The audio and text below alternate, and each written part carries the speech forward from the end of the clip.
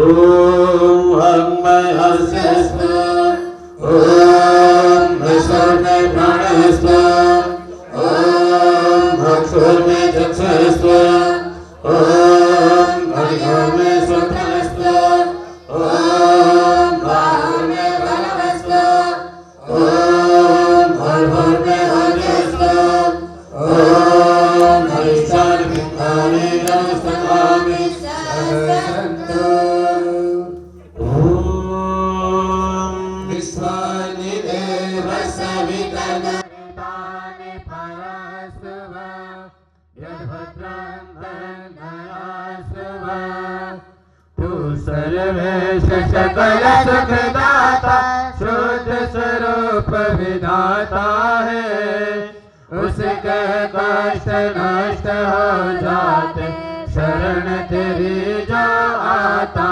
है सारे दुर्गुण दुर्व्यसनों से हमको नाथ बचा दीजिए मंगलमय गुण कर्म पदार्थ प्रेम से दो हमको दीजिए ओम हिरण्यगर्भ समवर्तदाग्रे भूतस्य जाता भतिरेकयासीत् सदाधार पृथिवीं चामुदेवान् तस्मै देवाय विशामि देवा तू ही स्वयं प्रकाश सुचेतन सुख स्वरूप शुभदाता है सूर्य चंद्र लोकादि को तो रचता और ठिकाता है पहले था अब भी तू है घट घट में व्यापक स्वामी योग भक्ति तप द्वारा तुझको पावे हम अंतर्यामी ओम आत्मदा वरदा यस्य विश्वभासते प्रशिशं यस्य देवा यस्य छायामृतं यस्य मृत्यु कस्मै देवाय विशामि देवा तू ही आत्मजान बलदाता सुयश विद्य जन गाते हैं तेरे चरण शरण में आकर भव सागर तर जाते हैं तुझको ही जपना जीवन है मरण तुझे विसराने में मेरी सारी शक्ति लगे प्रभु तुझसे लगन लगाने में ओम यह प्राण दो निमिष दो महित्वैकैका जगतो बभूव यही श्रेयस्य द्विपदस्य दुष्पदा कस्मै देवाय विशामि देवा तूने अपनी अनुपम माया से जग ज्योति जगाई मन और पशुओं को रचकर निज महिमा प्रकटाई है अपने ही सिंहासन पर श्रद्धा से तुझे बिठाते हैं भक्ति भाव से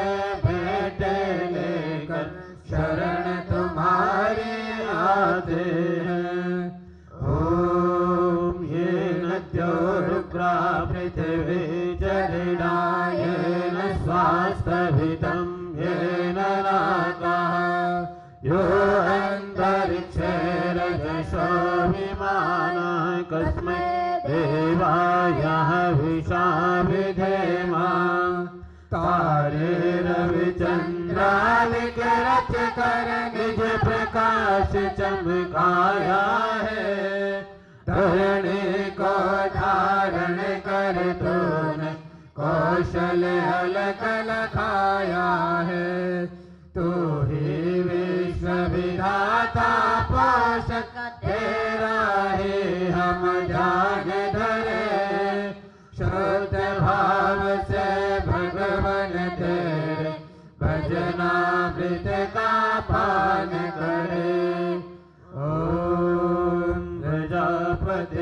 नत्वगेतारण्य विश्वाजातानि परिता बभूव यत्कामास्ते जोमस्तनो अस्तु वयं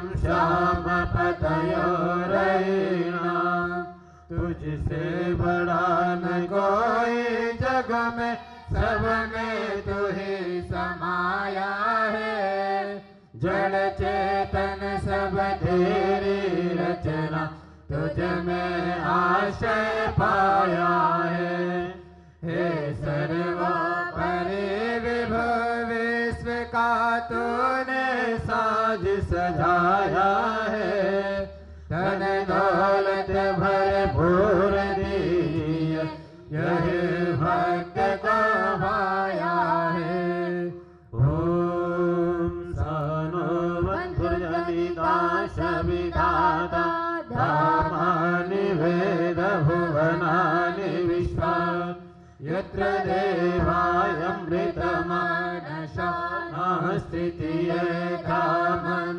धामन्यधिरयन्त तू गुरु है प्रजेश भी तो है पाप पुण्य फलदाता है तू ही सखा बंधु मम तू ही तुझसे ही सब नाता है भक्तों को इस भव बंधन से तू है मुक्त कराता है तू है अज अद्वैत महाप्रभु सर्व काल का जाता है ओम अग्नेय सुपधाराय अस्मान् विश्वानि देववयुनानि विद्वान् यो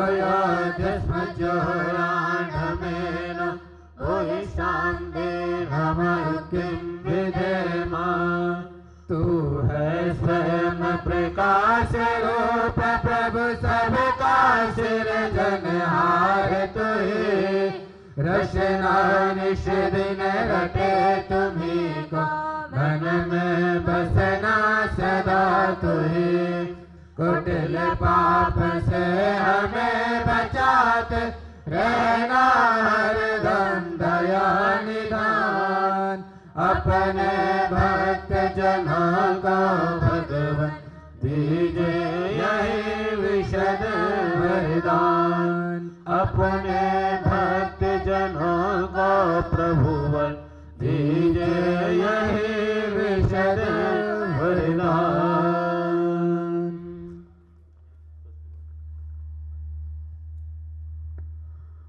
अथ षष्ठी वाचनम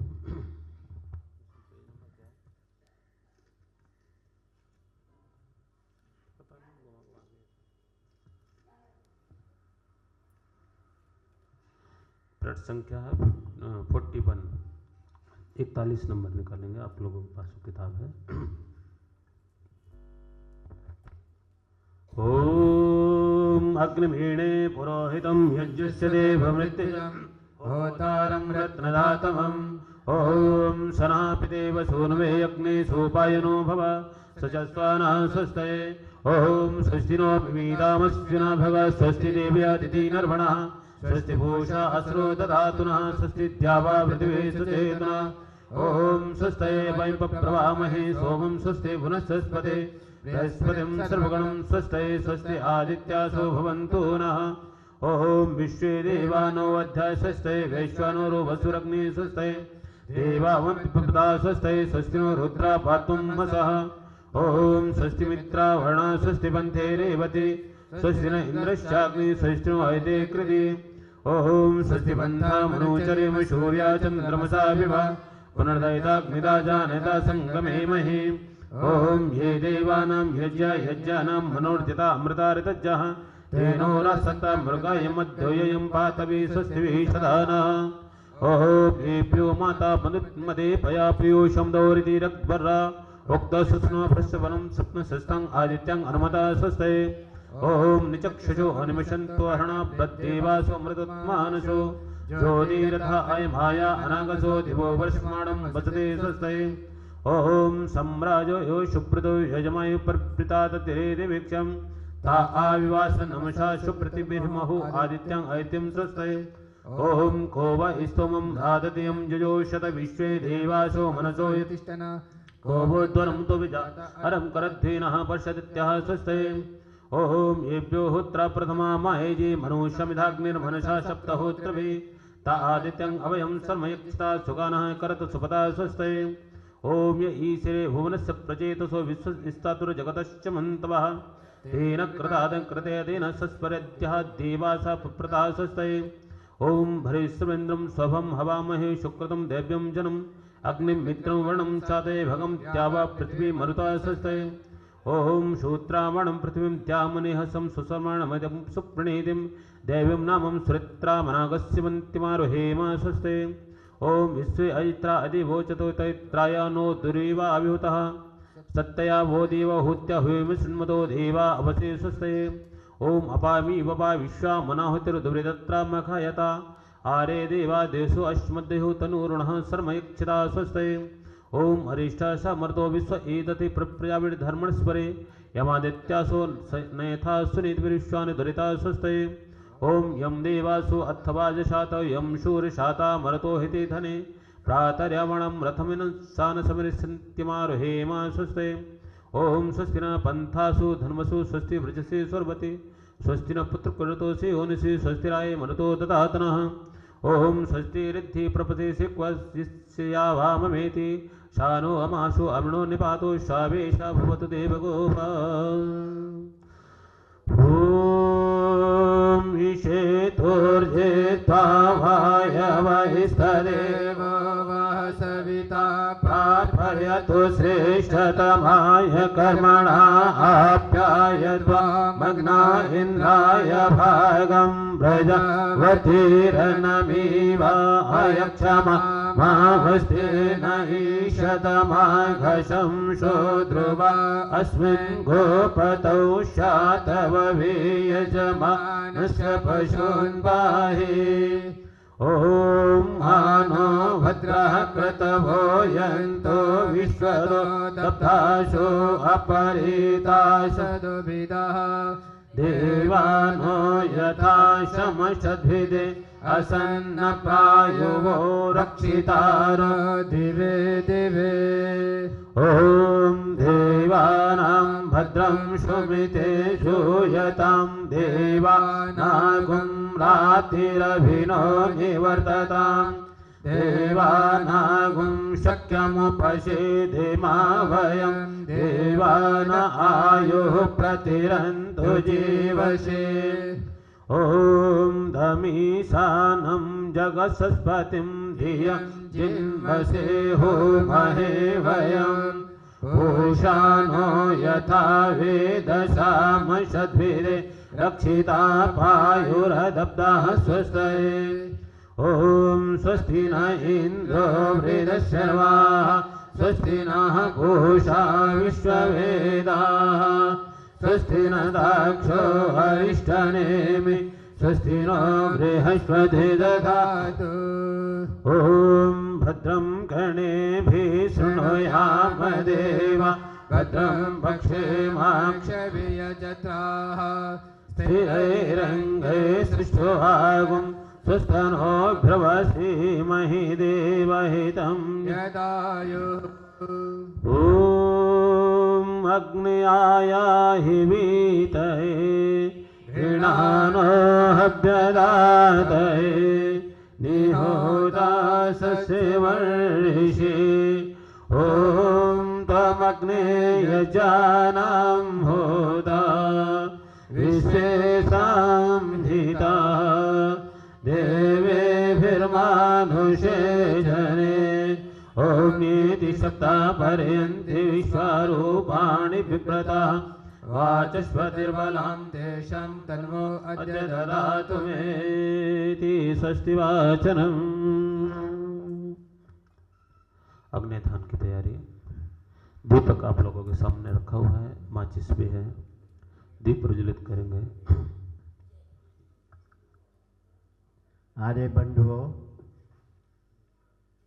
आज हम सब के लिए बड़ा हर्ष का दिन है। आप सबको हम सब की तरफ से हार्दिक शुभकामनाएं। हमारे बीच में विनय चावला जी की आज विवाह वर्षगांठ है और उनसे प्रार्थना करूँगा 2 मिनट के लिए अपनी सीट पे खड़े हो जाएंगे।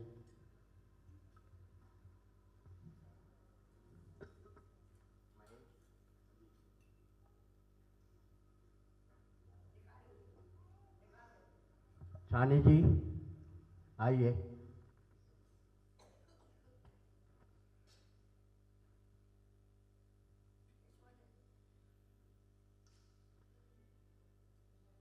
आप सब ने जब ये फूल माला डालेंगे हम सब ने ताली बजा के उनका स्वागत करना है।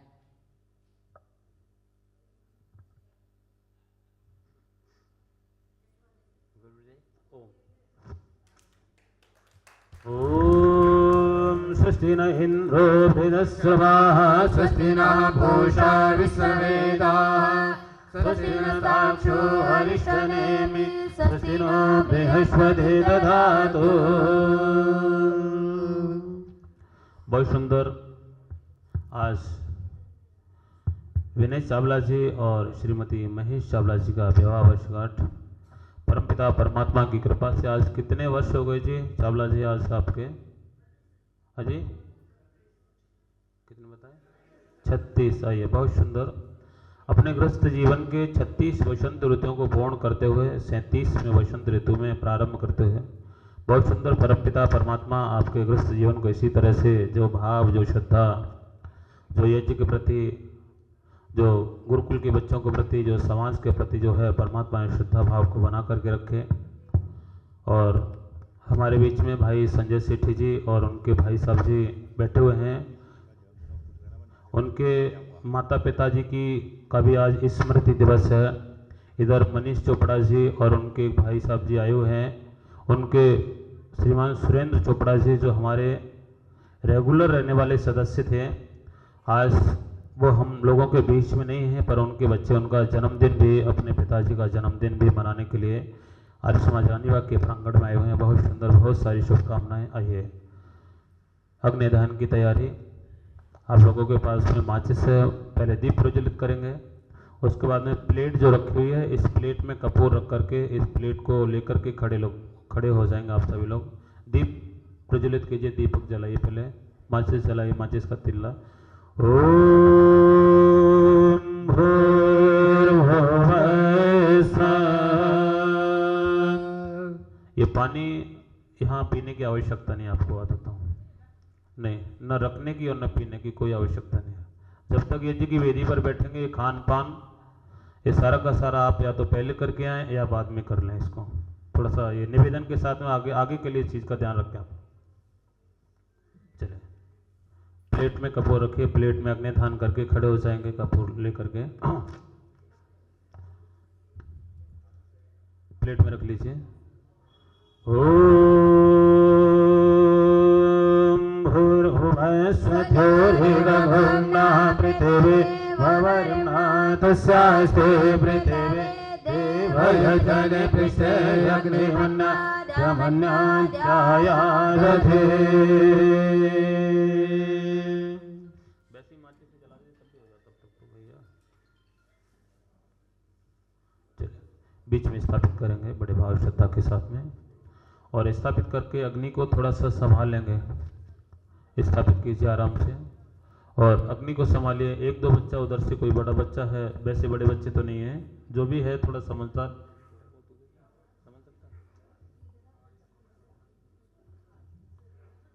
थोड़ा सा अग्नि को ठीक से करेंगे। और ये अग्नि ठीक हो गई है तो आप लोग बैठ जाइए और दीपक को जहाँ लोटा रखा हुआ जल सिंचन का उस जगह रख लेंगे ले जा करके, दीपक यहाँ से हटा करके।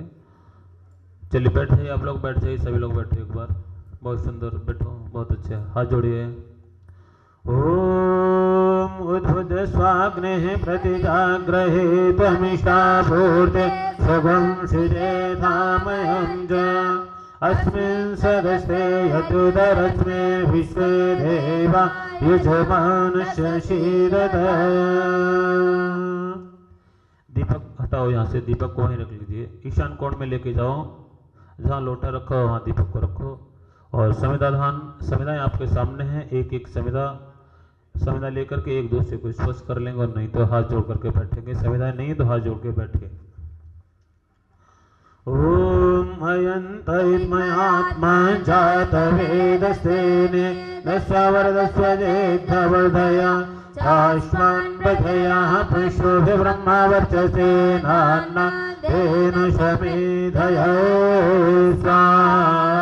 इदमग्ने जातुसेदन्नवा। संविधान है। दूसरी संविधा लीजिए। ओम समिधाग्निं ध्रुवश्वदग्निरेवोटयदातिथिम् अस्मिन् हव्याजोदनये स्वाहा इदमग्ने नमः। ओम सुसमिधाय सोजिषे घृतं तीव्रं जोदन अग्नये जातवेदसे स्वाहा इदमग्ने जातवेदन्नवा।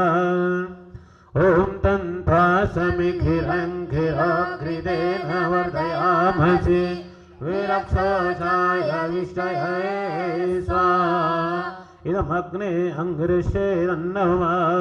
पंचकृतावती घी का चम्मच लीजिए हाथ में श्रद्धा के साथ। ओम हयन्तमयात्मा जातवेदसेने दस्वरदस्वजेद्धवर्धया चाश्वान् बधया पुष्पे ब्रह्मवर्चसे नान्ना तेन शमेधया स्वाहा इदमग्ने जातवेदनमः।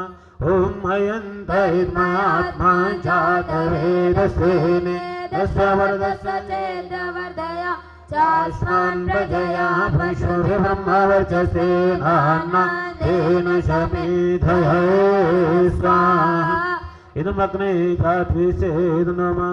ओम अयन्तमयात्मा जातवेदसेने दस्वरदस्वजेद्धवर्धया चाश्वान् बधया पुष्पे ब्रह्मवर्चसे नान्ना तेन शमेधया स्वाहा इदमग्ने जातवेदनमः। ओम हयन्तमयात्मा जातवेदसेने दस्वरदस्वजेद्धवर्धया चाश्वान् बधया पुष्पे ब्रह्मवर्चसे नान्ना तेन शमेधया स्वाहा इदमग्ने जातवेदनमः। ओम हयन्तमयात्मा जातवेदसेने दस्वरदस्वजेद्धवर्धया चाश्वान् बधया पुष्पे ब्रह्मवर्चसे नान्ना तेन शमेधया स्वाहा इदमग्ने जातवेदनमः। घी का चम्मच रख देंगे। जल सेचन की प्रक्रिया पहले लोटा लेंगे, पूर्व दिशा में पहले करेंगे, दक्षिण से उत्तर की ओर जल सेचन। ओम हयतेन वन्याय स्वाहा। उधर पश्चिम में दे देंगे, उधर भी दक्षिण से उत्तर की ओर। ओम हनुमतेन वन्याय स्वाहा। ओम सरस्वतेन वन्याय स्वाहा। ओम देव सविता प्रसवयजं प्रसवयजपतिं भगाय दिव्यो गन्धर्वाकेत भोगेद महापुनातु वाचस्वतिर्वाचन्नस्वरतु।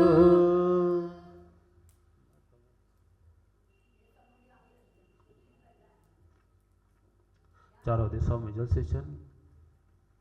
और जहां ये जल का पात्र लोटा रखा हुआ था वहीं रख देंगे और घी का चम्मच हाथ में लेकर के पहली आहुति उत्तर में सीधी लाइन बना करके, दूसरी दक्षिण में और सारी आहुति मध्य में। ओम अग्नये स्वाहा इदमग्ने नमः। ओम सोमये स्वाहा इदं सोमये नमः। ओम प्रजापतये स्वाहा इदं प्रजापतये नमः। ओम इंद्राय स्वाहा इदमिंद्राय नमः। सामग्री से भी होती है और घी से भी होती है। ओम सूर्यो ज्योति ज्योति सूर्य स्वाहा। ओम सूर्य सूर्यो वचो ज्योतिवच स्वाहा ॐ ज्योति सूर्य सूर्य ज्योति स्वाहा ॐ सजुर्देवेन सवित्रा सजुर्षेन्द्रवत्या जुषाणः सूर्यो वेतु स्वाहा ॐ अग्निज्योति ज्योतिरग्नि स्वाहा ॐ अग्निवचो ज्योतिवच स्वाहा ॐ स्वाहा ॐ सजुर्देवेन सवित्रा सजुरात्रेन्द्रवत्या जुषाणो अग्निवेतु स्वाहा ॐ भूरग्नये प्राणये स्वाहा इदमग्ने प्राणे मम ॐ भूर्वायवे पानये स्वाहा इदं वायवे पानये नमः ॐ सुरादित्याय व्यानये स्वाहा इदमादित्याय व्यानये नमः ॐ भूर्भुवस्सरग्निवायवादितेभ्यः प्राणापानव्यानेभ्यः स्वाहा इदमग्ने वायवादितेभ्यः प्राणपानेभ्यः नमः ॐ आपो ज्योतिरशोऽमृतं ब्रह्म भूर्भुवस्सर स्वाहा ॐ यं तमेव भगणः पितरश्च उपासते तया मामध्यमे दयाग्ने मेधाविनं कुरु स्वाहा ॐ विश्वानि देव सवितदुरितानि परासुव यद्भद्रं तन्न आसुव स्वाहा ॐ भूर्भुवः स्वः तत्सवितुर्वरेण्यं भर्गो देवस्य धीमहि धियो यो नः प्रचोदयात् स्वाहा। आप अभी केवल घी से होते हैं, केवल घी से होते हैं।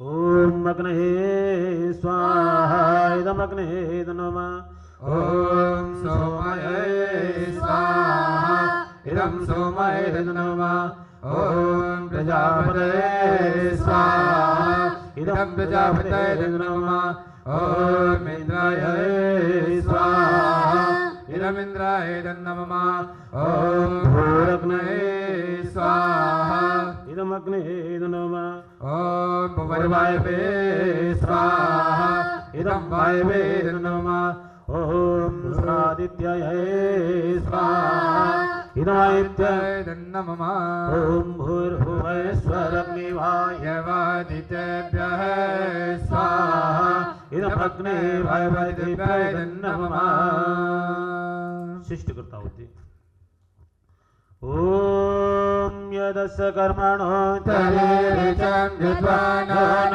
विहाकरम् अग्नशिष्टकृत्या सर्वं शिष्टं सोतं करोत मे अग्नये शिष्टकृते सोतहुते सर्वप्रायश्चिताहुतीनां कामानां समधयते सर्वान् कामान् समधये स्वाहा इदमग्नये शिष्टकृते नमः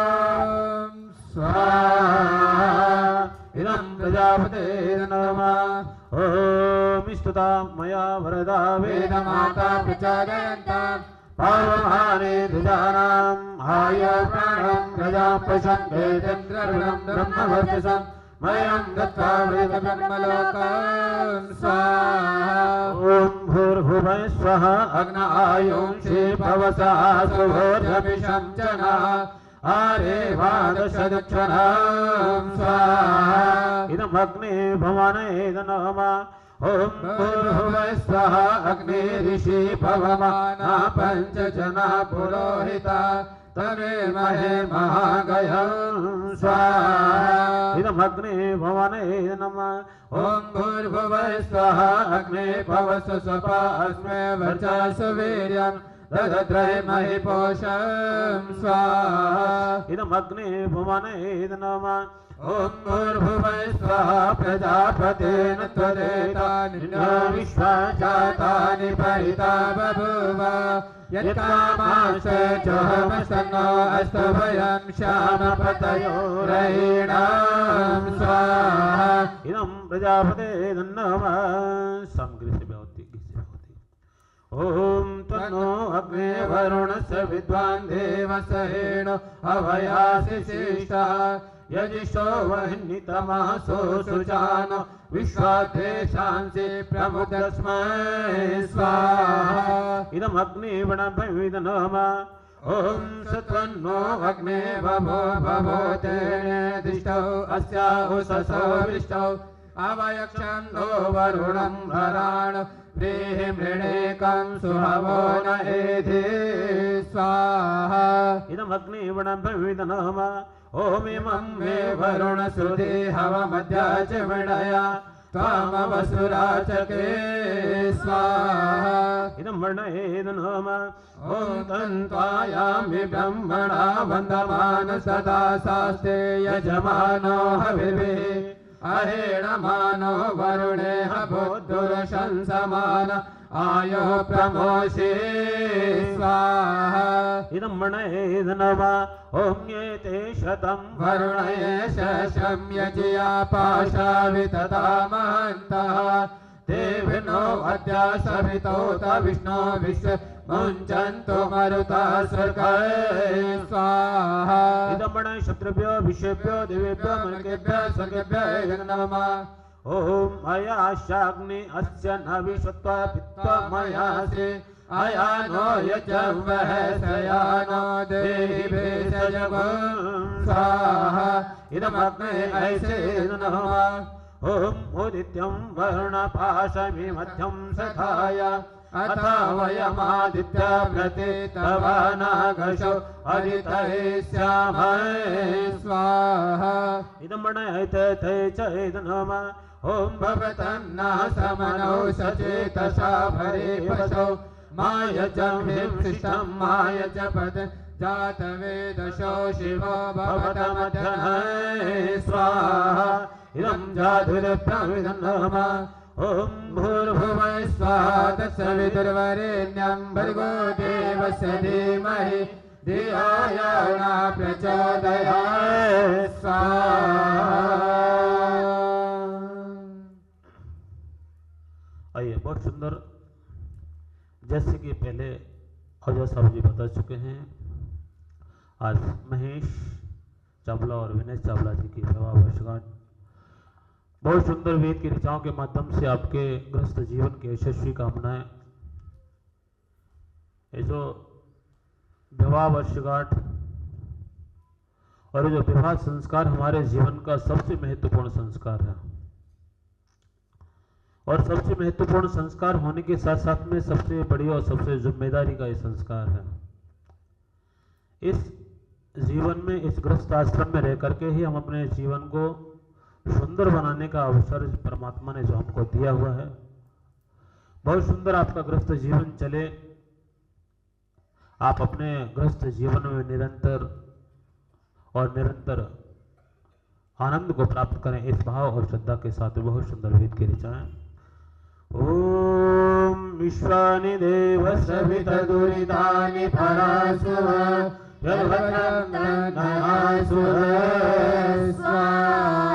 ओम समंजन्तु विश्वदेवानो शमनो हृदयानिनो शं मातरिषा शं धाता शं दृष्टि ददातु नो स्वाहा। बहुत सुंदर ये मंत्र का भाव यहाँ कहना चाहता है। जब यज्ञ की वेदी पर वर और वधू जब बैठे होते हैं विवाह संस्कार के समय, तो ये मंत्र हृदय स्पर्श की विधि को कराता है और कहता है कि हम दोनों के हृदय, हम दोनों के विचार ऐसे मिल जाएं, जल की तरह हमारे विचार मिल जाएं। क्योंकि जल ही एक ऐसी शक्ति है, ऐसा प्रिय पदार्थ है जिसको मिलाने के बाद में कोई भी शक्ति उसको अलग नहीं कर सकती है। तो परमात्मा से ऐसे ही यही भावना, यही कामना की है कि हमारे दोनों के विचार अग्नि और घी की तरह से हो जाएं। अग्नि और घी का साथ देखिए कितना सुंदर है। आप अग्नि में घी की आहुति देंगे तो आहुति क्या करेगी, आगे को बढ़ जाएगी, ऊपर को उठ जाएगी।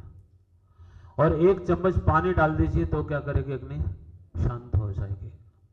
तो यहाँ कहा है कि हमारा जीवन अग्नि और घी की तरह भी होना चाहिए। हम अपने जीवन में निरंतर आगे को बढ़े, निरंतर ऊपर को उठे। और अग्नि कहती है अग्नहश अग्नि, जो आगे को लेकर के जो चले, जीवन को जो सुंदर बनाए, वो हमारे जीवन की अग्नि है। ये अग्नि है, इस अग्नि का नाम है देवाग्नि। क्या नाम है, ये देवाग्नि है। इस अग्नि के माध्यम से हम परमात्मा की आराधना, परमात्मा की उपासना, अपने मन की शांति, अपने जीवन में आनंद को प्राप्त करते हैं। लोग अग्नि की उपासना करते हैं। अग्नि का नाम, अग्नि का एक पर्यायवाची है परमात्मा। काहे जो अग्नि की उपासना करता है, अग्नि की उपासना करने का मतलब हो गया कि वो परमात्मा की उपासना कर रहा है। इसलिए हमें परमात्मा की उपासना, अग्नि की उपासना अपने जीवन में निश्चित रूप से करनी चाहिए। आइए, ओम मम भृतम ते हृदयं ददामि मम चित्तं ते यस्तो मम वाचमेकं जिशिष्टा प्रजापतिष्ठा नियुक्तामयं स्वाहा। ओम अन्नपाशे मणा प्रात्रेण सूत्रेण पश्नदा वदनाति सत्तय कृता हृदय मदस्यते स्वाहा। ओम पशेम शरदाशतं स्वाहा। ओम जीवेम शरदाशतं स्वाहा। ओम बुद्धिम शरदाशतं स्वाहा। ओम रोहेम शरदाशतं स्वाहा। ओम पोषेम शरदाशतं स्वाहा। ओम भवेम शरदाशतं स्वाहा। ओम भूयेम शरदाशतं स्वाहा। ओम भूयसी शरदाशतं स्वाहा। ओम भूर्भुवः स्वाहा तत्सवितुर्वरेण्यं भर्गो देवस्य धीमहि धियो यो नः प्रचोदयात् स्वाहा। आइए, आज जैसे कि बताया भाई संजय सेठी जी और उनके भाई साहब जी, दोनों भाई यजमान पद को शोभायमान किया हो। किधर बैठे हुए दिख नहीं रहे मेरे को, किधर? चलिए आइए, बहुत सुंदर दोनों लोग बैठे हुए हैं। आज इनके माता पिताजी का पुण्य स्मृति दिवस, और इधर मनीष चोपड़ा जी और उनके भाई साहब जी, ये लोग दो सामने बैठे हुए हैं। इनके पिताजी का जन्मदिन। आइए हम बड़े भाव श्रद्धा के साथ में इन पवित्र आत्मा के आगे के जीवन की गति, जीवन की यात्रा बहुत सुंदर हो। क्योंकि संसार में 3 वस्तुएं ऐसी हैं जो निरंतर रहने वाली हैं, ईश्वर, जीव और प्रकृति। ईश्वर की सत्ता निरंतर रहने वाली है, ये जो जीव है ये भी निरंतर रहने वाला है। केवल परिवर्तन नाम है इसका, इसने अपने को चेंज किया हुआ है, परिवर्तन किया हुआ है। आज हमारे पास में ये वाला घर है, जब इस घर की स्थिति जर्जर हो जाएगी, जब ये घर रहने की स्थिति में नहीं बचेगा, तो हम क्या करेंगे, घर को चेंज कर देंगे। आज हमारे पास में बहुत सुंदर सुंदर वस्त्र हैं, और जब ये वस्त्र पहनने की स्थिति में नहीं बचेंगे, ये वस्त्र पहन करके हमारे शरीर पर शोभा नहीं देंगे, हमारे शरीर में आभा नहीं आएगी, तो हम क्या करेंगे, इन वस्त्रों को चेंज करेंगे, परिवर्तन कर देंगे। तो इसी तरह से आइए, बहुत सुंदर वेद की ऋचा के माध्यम से आज आपके माता पिता के भाई संजय सेठी जी के जीवन की यात्रा बहुत सुंदर हो। और इधर भाई मनीष चोपड़ा जी के पिताजी का जन्मदिन इस भाव श्रद्धा से वेद की ऋचा के माध्यम से होते हैं। ओम विश्वानि देव सवितर्दुरितानि भरासु ये भद्रं तन्मयासु है। स्वाहा। ओम आयन्तना पितरा स्वम्यासु प्रतिदेवयाने अस्मै यज्ञयो मदिन्तो श्रुता ध्रुवा अस्मान् स्वाहा। ओम पितृभ्यः सदाभ्यः सदा नमः, पितामहेभ्यः सदाभ्यः सदा नमः, पितामहेभ्यः सदाभ्यः सदा नमः। अंतरिक्षो पितरो पितरो सदन्तां स्वाहा। ओम प्रणन्तमा पितरा सौम्यासो प्रणन्तमा पितामहः, प्रणन्तो प्रतामः पवित्रेण सताय स प्रणन्तमा पितामहः, प्रणन्तो प्रतामः पवित्रेण सताय स विश्वाभारेषुणे स्वाहा। ओम अत्र पितरो महादेवता यथा भागमा ऋषि अमी दत्तो पितरो यथा भागमा पिशाय स्वाहा। ओम अग्ने नय सुपथाराय अस्मान् विश्वानि देव वयुनानि विद्वान् यो योध्यस्म जुहुराढमेन भूयिष्ठमयुक्तिं विधेम स्वाहा। आइए, बहुत सुंदर हम सबका जीवन बहुत सुंदर से बने। हम अपने जीवन में निरंतर परमात्मा की आराधना और परमात्मा की उपासना करते रहें। इस भाव श्रद्धा के साथ में हम परमात्मा से यदि हमें कुछ मांगना है तो परमात्मा से ये मांगना है कि हमारा जीवन आपके सानिध्य में हो, हम अपने जीवन में सद्बुद्धि को धारण करें। निश्चित रूप से अपने जीवन में सद्बुद्धि को धारण करेंगे, यदि परमात्मा का सानिध्य हमारे जीवन में होगा तो हमारा जीवन बहुत सुंदर से बनेगा। ये इसी भाव श्रद्धा के साथ हम लोग 5 बार गायत्री मंत्र के माध्यम से आहुति हैं, उसके बाद में पूर्णाहुति की तरफ। ओम भूर्भुवः स्वाहा तत्सवितुर्वरेण्यं भर्गो देवस्य धीमहि धियो यो न प्रचोदयात् स्वाहा। ओम भूर्भुवः स्वाहा तत्सवितुर्वरेण्यं भर्गो देवस्य धीमहि धियो यो न प्रचोदयात् स्वाहा। ओम भूर्भुवः स्वाहा तत्सवितुर्वरेण्यं भर्गो देवस्य धीमहि धियो यो न प्रचोदयात् स्वाहा। ओम भूर्भुवः स्वाहा तत्सवितुर्वरेण्यं भर्गो देवस्य धीमहि धियो यो न प्रचोदयात् स्वाहा। ओम भूर्भुवः स्वाहा तत्सवितुर्वरेण्यं भर्गो देवस्य धीमहि धियो यो न प्रचोदयात् स्वाहा। ओम पूर्णमदः पूर्णमिदं पूर्णात् पूर्णमुदच्यते पूर्णस्य पूर्णादाय पूर्णमेवावशिष्यते स्वाहा। ओम सर्वं मयि पूर्णं स्वाहा। ओम सर्वं मयि पूर्णं स्वाहा। ओम सर्वं मयि पूर्णं स्वाहा। आइए हमारा यहाँ ये देवी पूर्ण हुआ। बलवैश्य देवी जी की तरफ चलते हुए 10 आहुतियाँ, जो मिष्ठान जो आपके पास में है, जो भात या हलवा जो भी हो उससे, और आहुति देने का जो मात्रा है थोड़ी सी कम रखेंगे। ओम अग्नये स्वाहा। ओम सोमये स्वाहा। ओम अग्निशुमाभ्यां स्वाहा। ओम विश्वभ्यो देवेभ्यः स्वाहा। ओम धन्वन्तरे स्वाहा। ओम गहवे स्वाहा। ओम उन्मते स्वाहा। ओम प्रजापतये स्वाहा। ओम थ्यावा पृथिव्यां स्वाहा। ओम शिष्टकृते स्वाहा।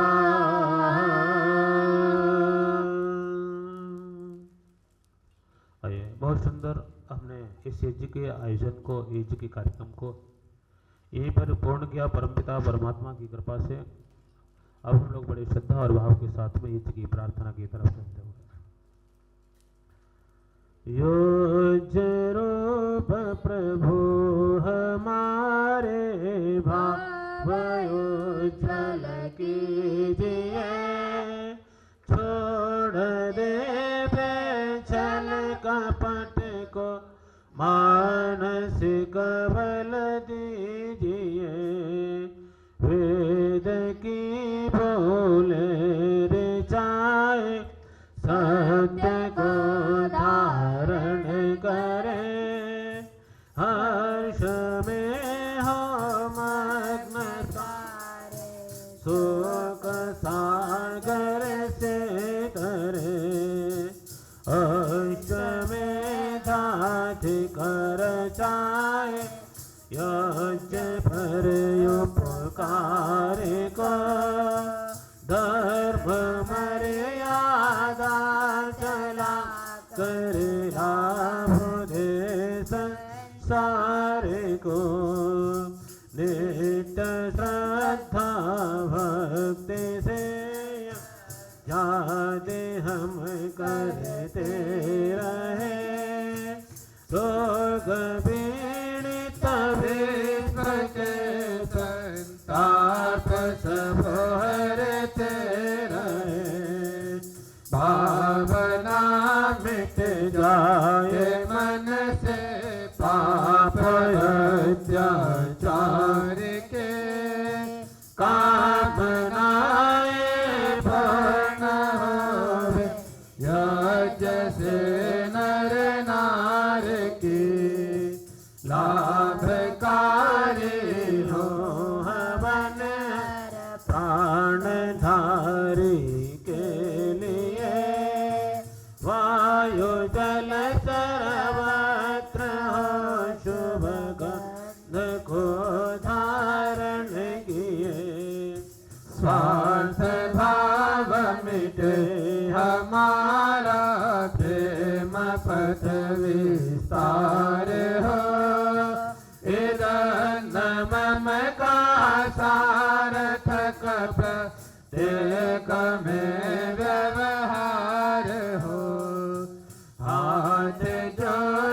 झुकाए मस्तक वंदना हम कर रहे नाथ करुणा रूप करुणा आपके सब पर रहे। परम पूज्य पिता हमारे भाव उज्जवल कीजिए, छोड़ देवे छल कपट को मानसिक बल दीजिए। प्रभु आत्मिक बल दीजिए। सर्वे भवन्तु सुखिनः, सर्वे सन्तु निरामया, सर्वे भद्राणि पश्यन्तु मा कश्चित् दुःखभाग् भवेत्। सबका भला करो भगवान, सब पर दया करो भगवान, सब पर कृपा करो भगवान, सबका सब विधि हो कल्याण। सबको दो वेदों का ज्ञान, सबको दो भक्ति का दान। हे ईश सब सुखी हो, कोई न हो दुखारे, सब हो निरोग भगवन, धन्य धान्य के भंडारे।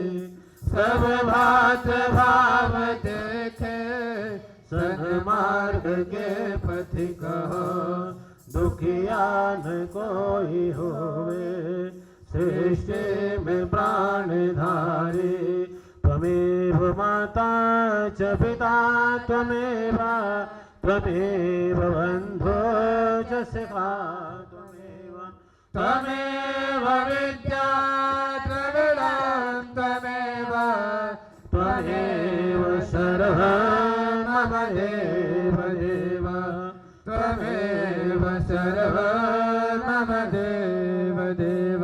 असतो मा सद्गमय तमसो मा ज्योतिर्गमय, मृत्युर्मामृतं गमय, मृत्युर्मामृतं गमय। हे परमात्मन, हमें असत्य से सत्य को ले चले, अंधकार से प्रकाश के लिए चले, मृत्यु से मृत्यु के लिए चले। ओम शांति शांति शांति। ओम बहुत सुंदर।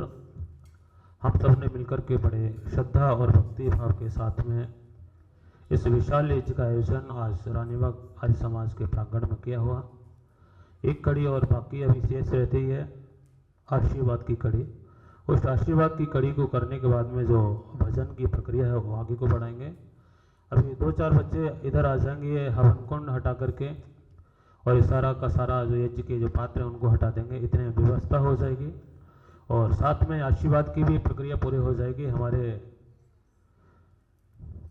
उपदेशक जी श्रीमान विनय आर्य जी भी आने वाले हैं, कुछ समय में इतने में ये सारा का सारा काम पूर्ण हो जाएगा। आइए 2-3 बच्चे आइए, बच्चा एक बार ये हटाओ, हवन कुंड को उठा करके व्यवस्थित ढंग से इनको सबको। हाँ चलिए, एक लोटा मेरे को दे दिए इधर। अभी मैंने देखा था थोड़े से पुष्प कहीं आए हुए थे, गुलाब के फूल थे कुछ।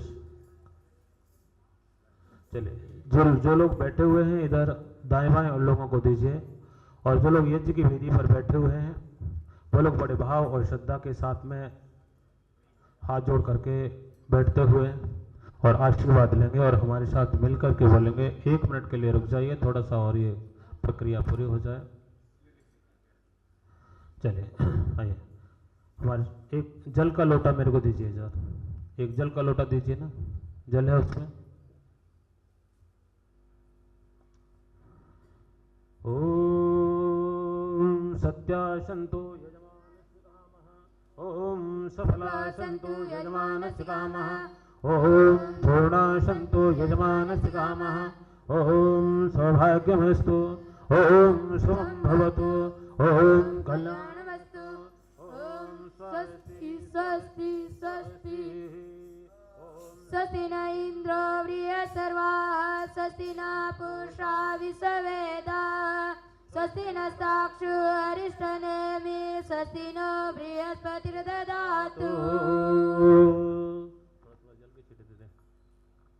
आइए पुष्प वर्षा कीजिए सब लोगों के ऊपर में, और थोड़ा सा स्थान चेंज कर लेंगे, इधर उधर हो जाएंगे। और व्यवस्था बच्चे व्यवस्था बना लेंगे। ये पात्रों को और ये हवन कुंड को उठा करके थोड़ा ऊपर पहुंचाने की विधि को थोड़ा सा प्रारंभ करेंगे। जिससे पहले भजन प्रारंभ हो उससे पहले ये सारी विधि पूर्ण कीजिए। कोई बात नहीं, आने दीजिए, भजन होगा उसके बाद में। नहीं, काम में थोड़ा सा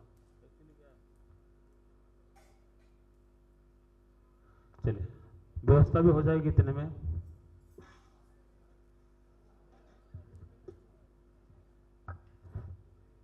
आ गए, धन्यवाद। लेकिन आज के बाद जब भी आओगे मेरी बहू रानी को लेके आना होगा।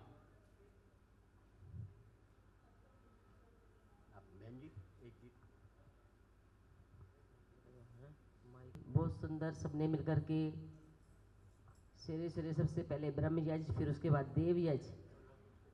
हाँ, आ जाओ, आगे आ जाओ।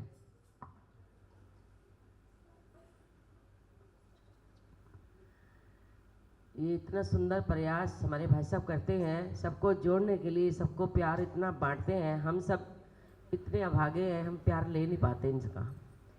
हमारे पल इतने कीमती होते हैं ये वाले, जब हमारे पास बड़े होते हैं हमें आशीर्वाद देने के लिए बुलाते हैं। जब ये नहीं रहते दुनिया में, इनकी छाया हम पर नहीं होती, तो फिर हम पछताते हैं। हाय, उस समय में सुनते आते तो कितना अच्छा होता। जब हम जाग जाते हैं तभी हमें हमारे लिए सवेरा हो जाता है। तो लेकिन हम इतने आलसी हो जाते हैं, या कुछ कारणवश कोई ऐसी समस्याएं होती हैं जो हम उसको पूरा नहीं कर पाते। चलिए कोई बात नहीं, जब जागे तभी सवेरा। तो आओ, ये समय हमारे हाथों में से जा रहा है, भागता चला जा रहा है। बचपन गया, जवानी भी अब आई, फिर बुढ़ापा भी आ गया। धीरे धीरे करके अब समय जाता जा रहा है, तो हमें इस समय को कवर करना है। चोला बड़ा है कीमती, इसको गवा नहीं। चोला बड़ा है कीमती, इसको गवा नहीं।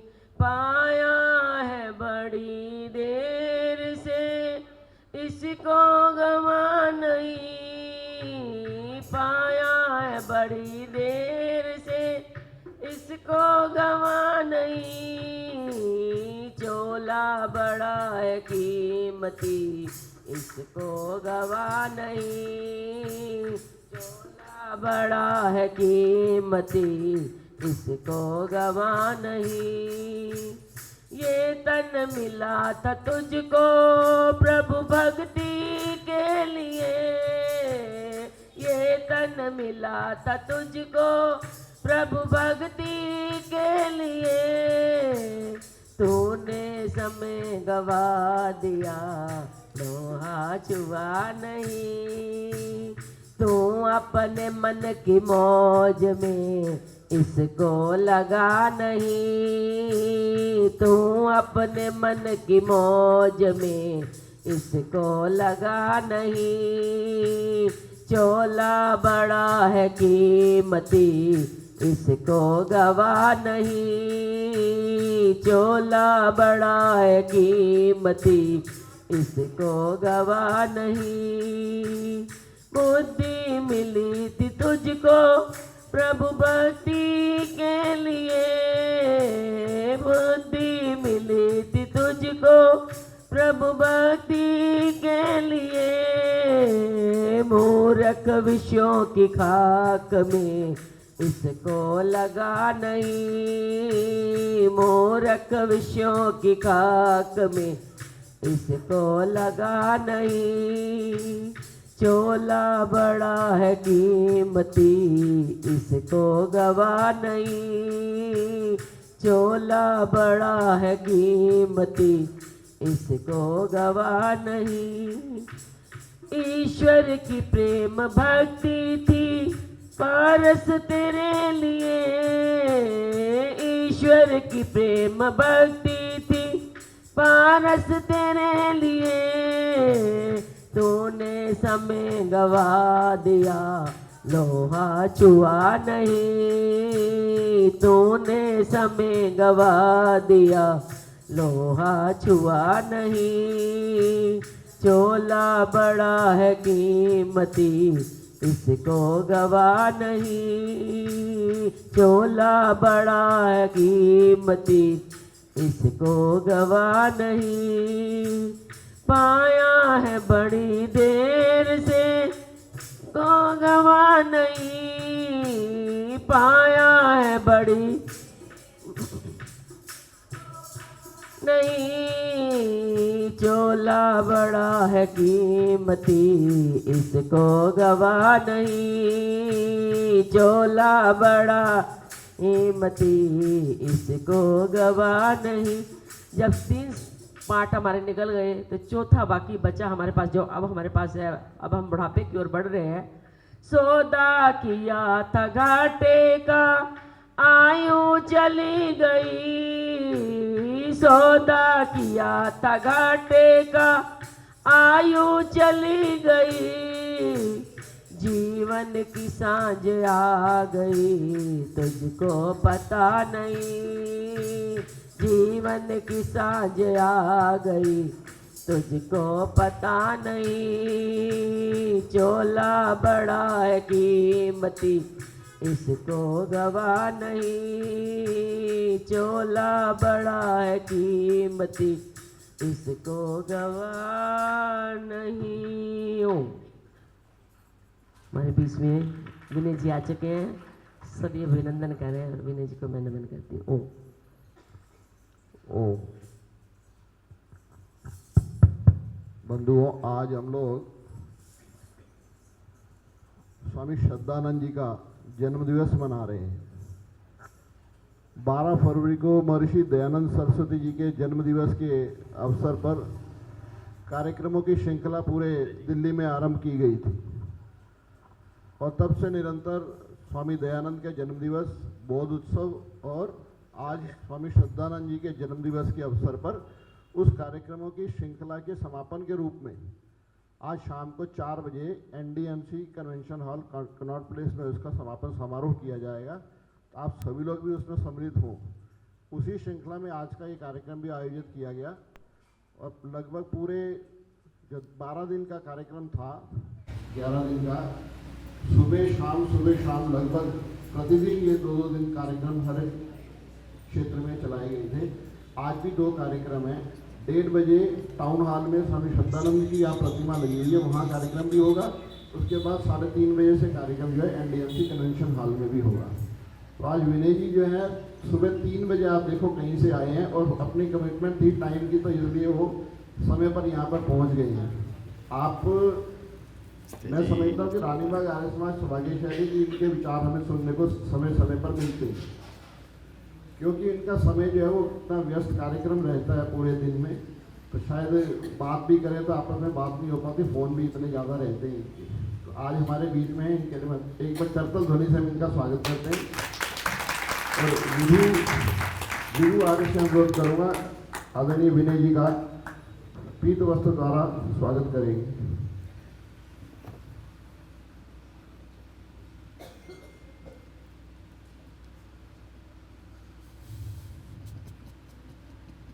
धन्यवाद भाई।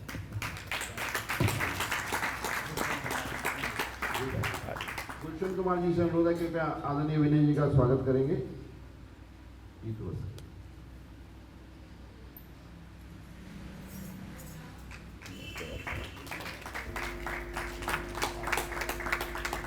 तालियां में अभी दम नहीं है, भोजन भी तैयार हो रहा है, अभी आएगा भोजन भी, तालियां होनी चाहिए दूंगा।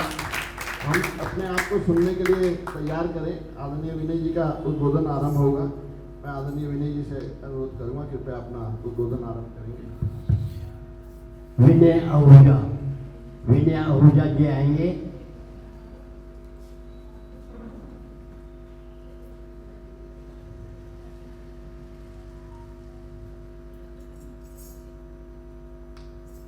ललित जी ग्रोवर। धन्यवाद हमारा विश्वास से ठीक है।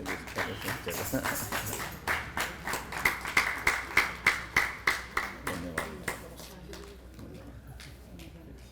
अब मैं उपदेशक महोदय जी से प्रार्थना करने जा रहा हूँ, अपने विचार रखेंगे उपदेशक। ॐ इन्द्रं वर्धन्तो अप्तुरः कृण्वन्तो विश्वमार्यमपघ्नन्तो अरावणः। बंधुओं, सत्संग में बैठने का फल क्या होता है? ये एक बहुत पुराना विषय है, नया नहीं है। लगातार बैठने का फल क्या होता है? यानी एक बार अटेंड किया, 2 बार अटेंड किया, 3 बार अटेंड किया, 4 बार अटेंड किया, क्या अभी कुछ ऐसी बात रह गई जो मुझे पता नहीं है? और नई ना मिले तो पुरानी में मज़ा आता है।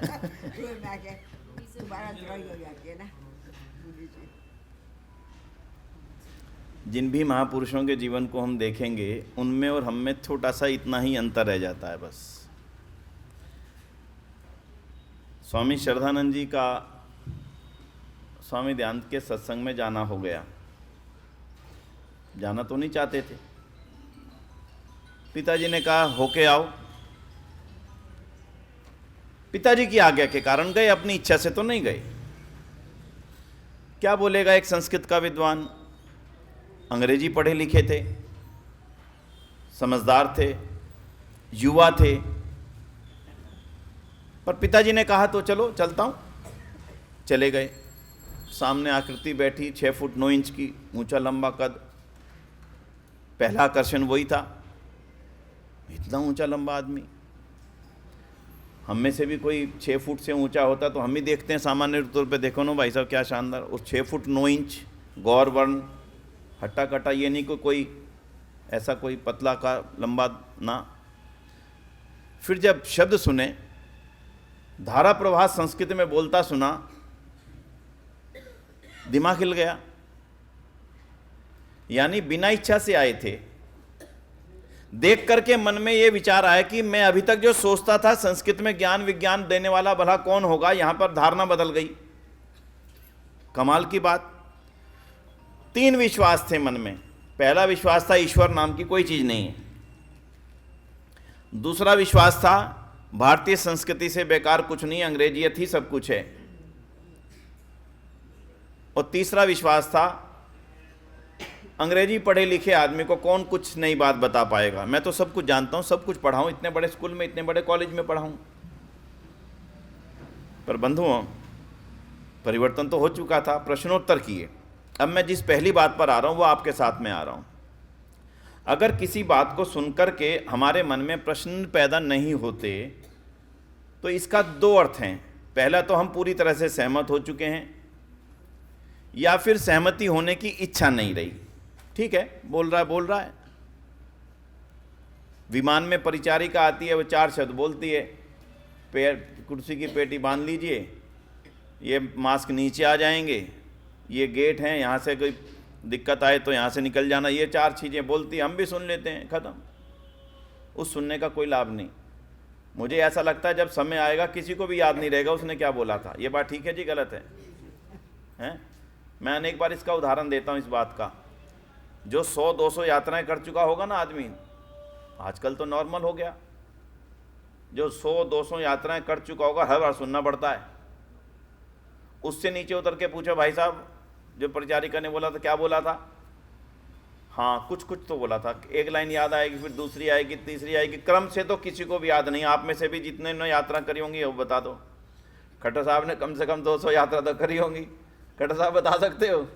नहीं बता पाएंगे। ये सबकी स्थिति है। मेरे से पूछोगे, मेरे से मैं भी नहीं बता पाऊंगा। थोड़ा बता दूंगा, हाँ याद करना, ये भी तो बोला था, हाँ याद बोला था। क्यों?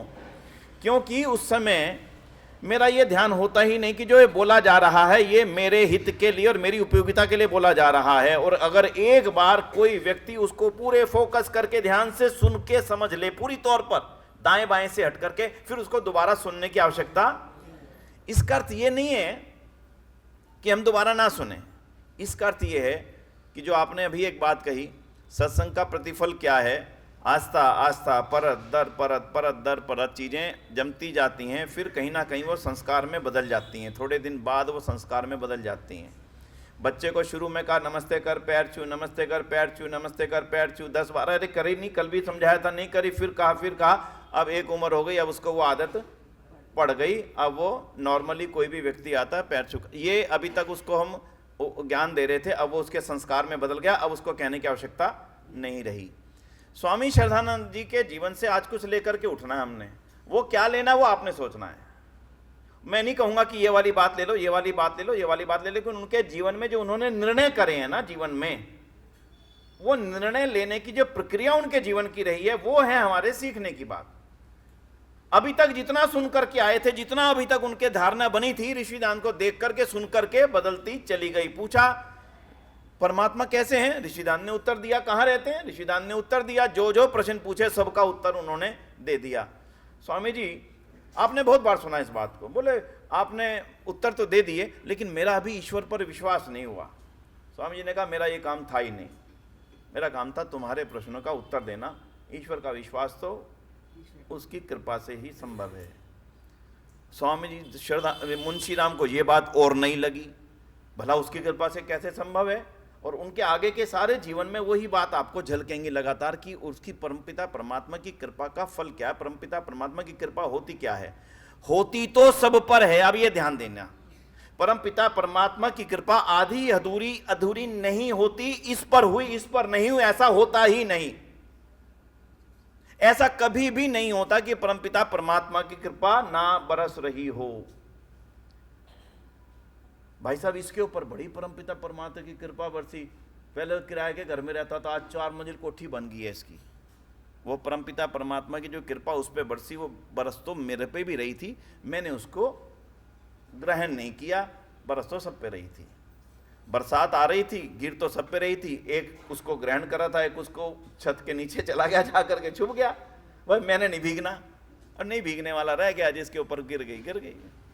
धूप तो सबके लिए थी बराबर। क्यों जी, धूप किसी के लिए आधा ही या कम है क्या? आधी या कम तो नहीं है कि जी उसको ज़्यादा मिलती है मुझे कम मिलती है, ऐसा नहीं होता। आप बाजार में चलो, सबको बराबर धूप मिल रही है। एक व्यक्ति छाता लेकर के चल पड़ता है, मिलती बीबी को भी ग्रहण नहीं कर पाता। श्रद्धानंद जब उस स्वामी ध्यान के प्रवचन को सुन रहे थे, क्या वो अकेले सुन रहे थे?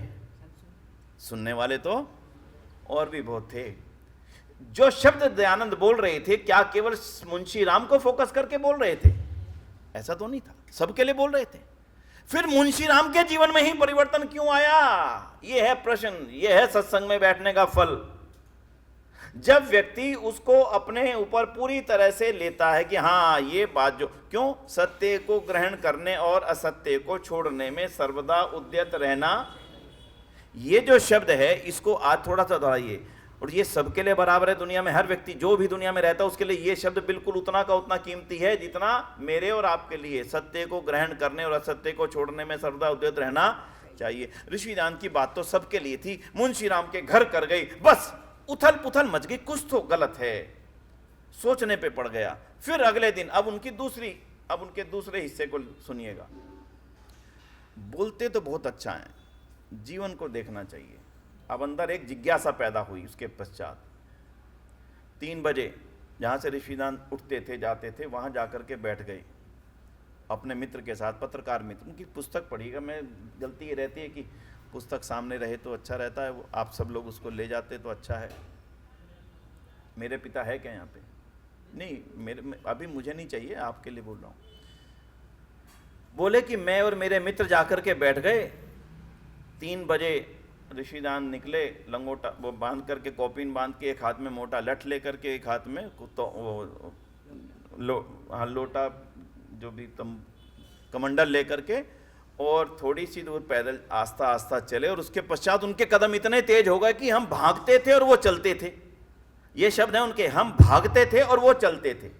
भाई 6 फुट ऊंचा, 6 फुट 9 इंच ऊंचा आदमी होगा तो पैर भी लंबे होंगे, डग भी लंबे होंगे। उसके पश्चात उनकी गति इतनी तेज हो गई कि हम भागते भागते थक गए और वो हमारी आंखों से ओझल हो गए। हम उनको देख न सके कहाँ गए। अगले दिन वहां जाकर के बैठे जहां से वो ओझल हुए थे, पहले से तैयारी, वहां से आएंगे,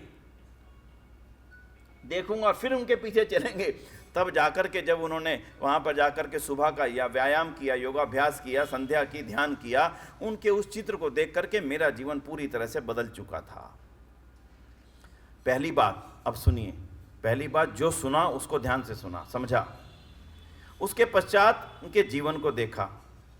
उसके पश्चात जिज्ञासा पैदा हुई कि और जानना चाहिए, और जानना चाहिए। और उसी और जानने की जिज्ञासा के कारण से वो मुंशी राम, जो 3 बुराइयों में पूरी तरह से संलग्न हो चुके थे, पूरी तरह से डूबे हुए थे। चारित्रिकहीनता पूरी तरह हावी थी, शराब पूरी तरह हावी थी, और बाकी जो एक युवा के अंदर समस्या हो सकती पूरी तरह हावी थी। एक मांसाहार पंजाबी परिवार था, उस समय के पंजाबी परिवारों में ये विशेषता रह करती थी।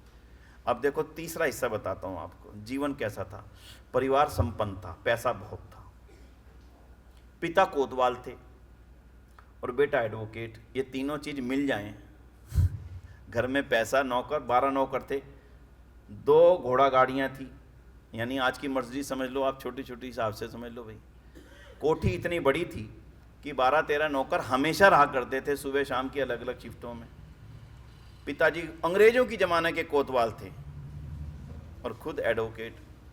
मतलब इतना सबका संगम होने के पश्चात में जिस कदर जीवन बदला, वो उदाहरण दूसरा दुनिया में मिलेगा नहीं।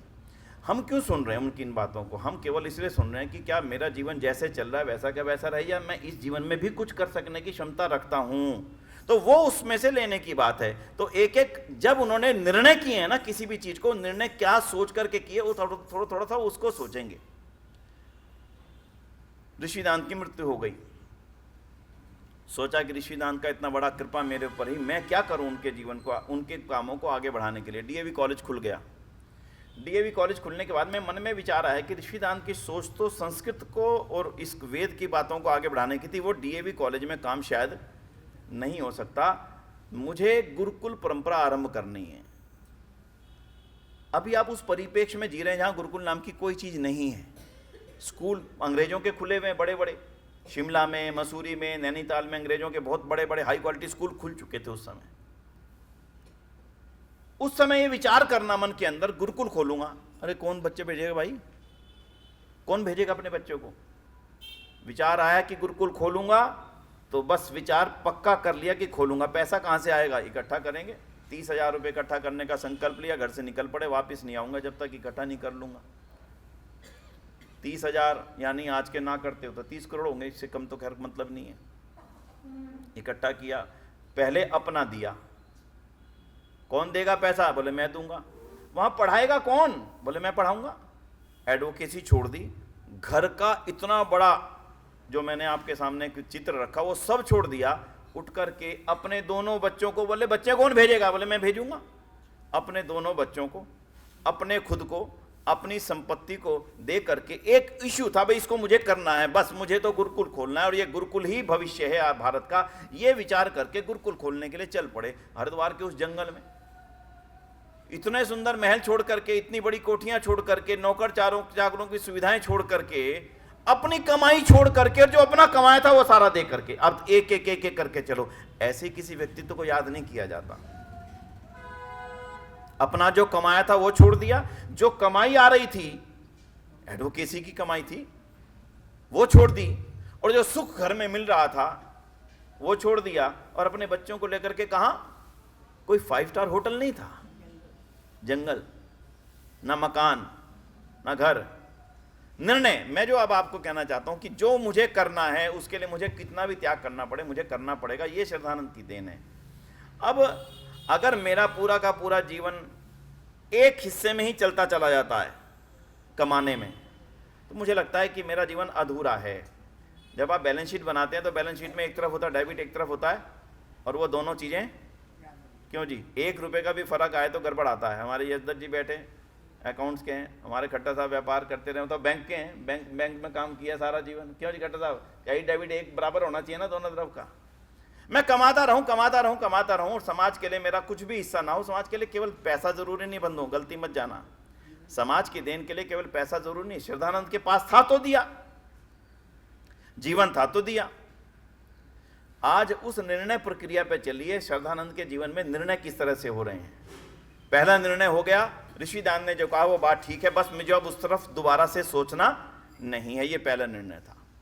जो कमियां थी पता लग गया, हाँ ये कमियां हैं, न्यूनता हैं, छोड़ दी। उसके बाद अब नहीं, बस दोबारा नहीं सोचूंगा। धर्मपत्नी को छोड़ा हुआ था कि वापसी लेकर के आए, वो सब आपने कहानियां सुनी, दोबारा नहीं दोहराऊंगा। फिर विचार आया गुरुकुल खोलना है, खोला, और जो उसके लिए जरूरत है वो सारी की सारी जो अपने से पूरी हो सकती थी कर दी। फिर उनके पिता,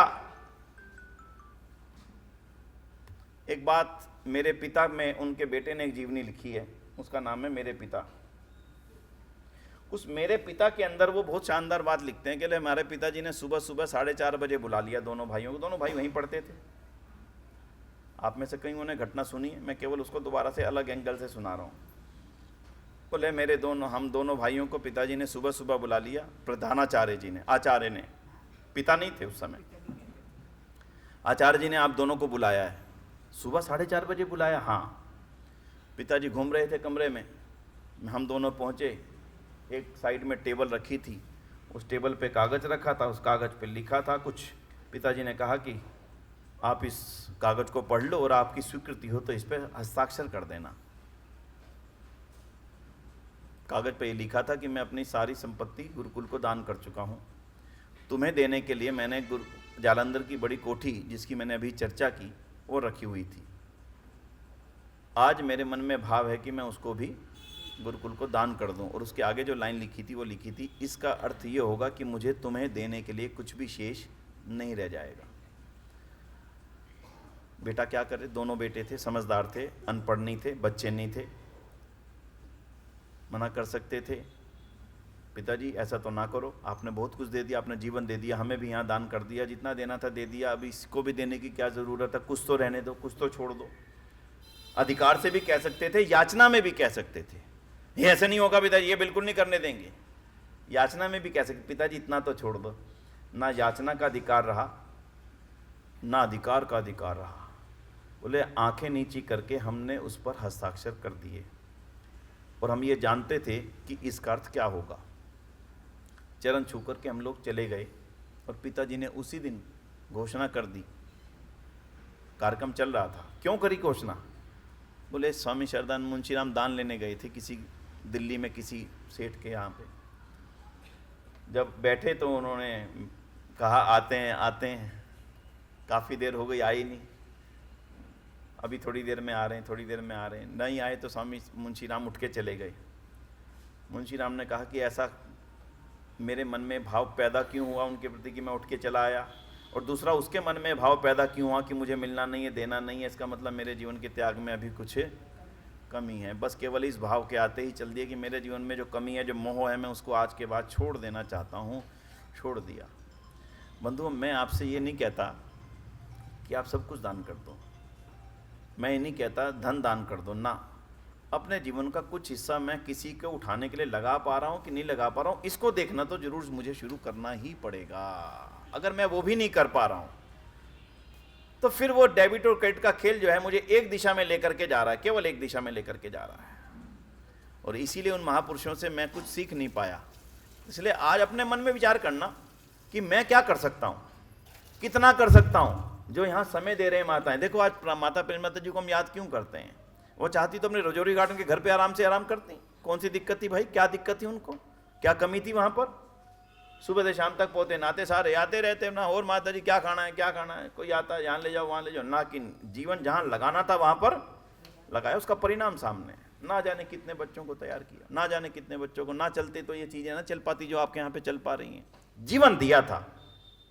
मैं ये नहीं कहता कि सारा धन भी उन्होंने दिया था, जितना दे सकती थी दिया भी, मैं इसको क्यों कहूँ, लेकिन जीवन तो दिया। पृथ्वीराज शास्त्री जी ने जीवन तो दिया, एक हिस्सा यहां पर दिया पूरा का पूरा, उसका परिणाम हुआ। तो स्वामी श्रद्धानंद के जीवन के जो 3 पहलू हैं, उनमें एक पहलू मैंने आपके सामने रखा, ग्रेस, पकड़ लेना बात को। स्वामी श्रद्धानंद की बात को उन्होंने पकड़ा तो जीवन बदल गया था। दूसरा हिस्सा मैंने रखा क्या? हाँ, त्याग, देना। अब मेरा जो लेना था ले लिया, जो मैंने करना था कर लिया, अब मैंने जिसको उद्देश्य बना लिया इसके लिए सब कुछ देना, वो दूसरा हिस्सा था। अब उन्होंने सब कुछ दिया, मैं कितना दे सकता हूं?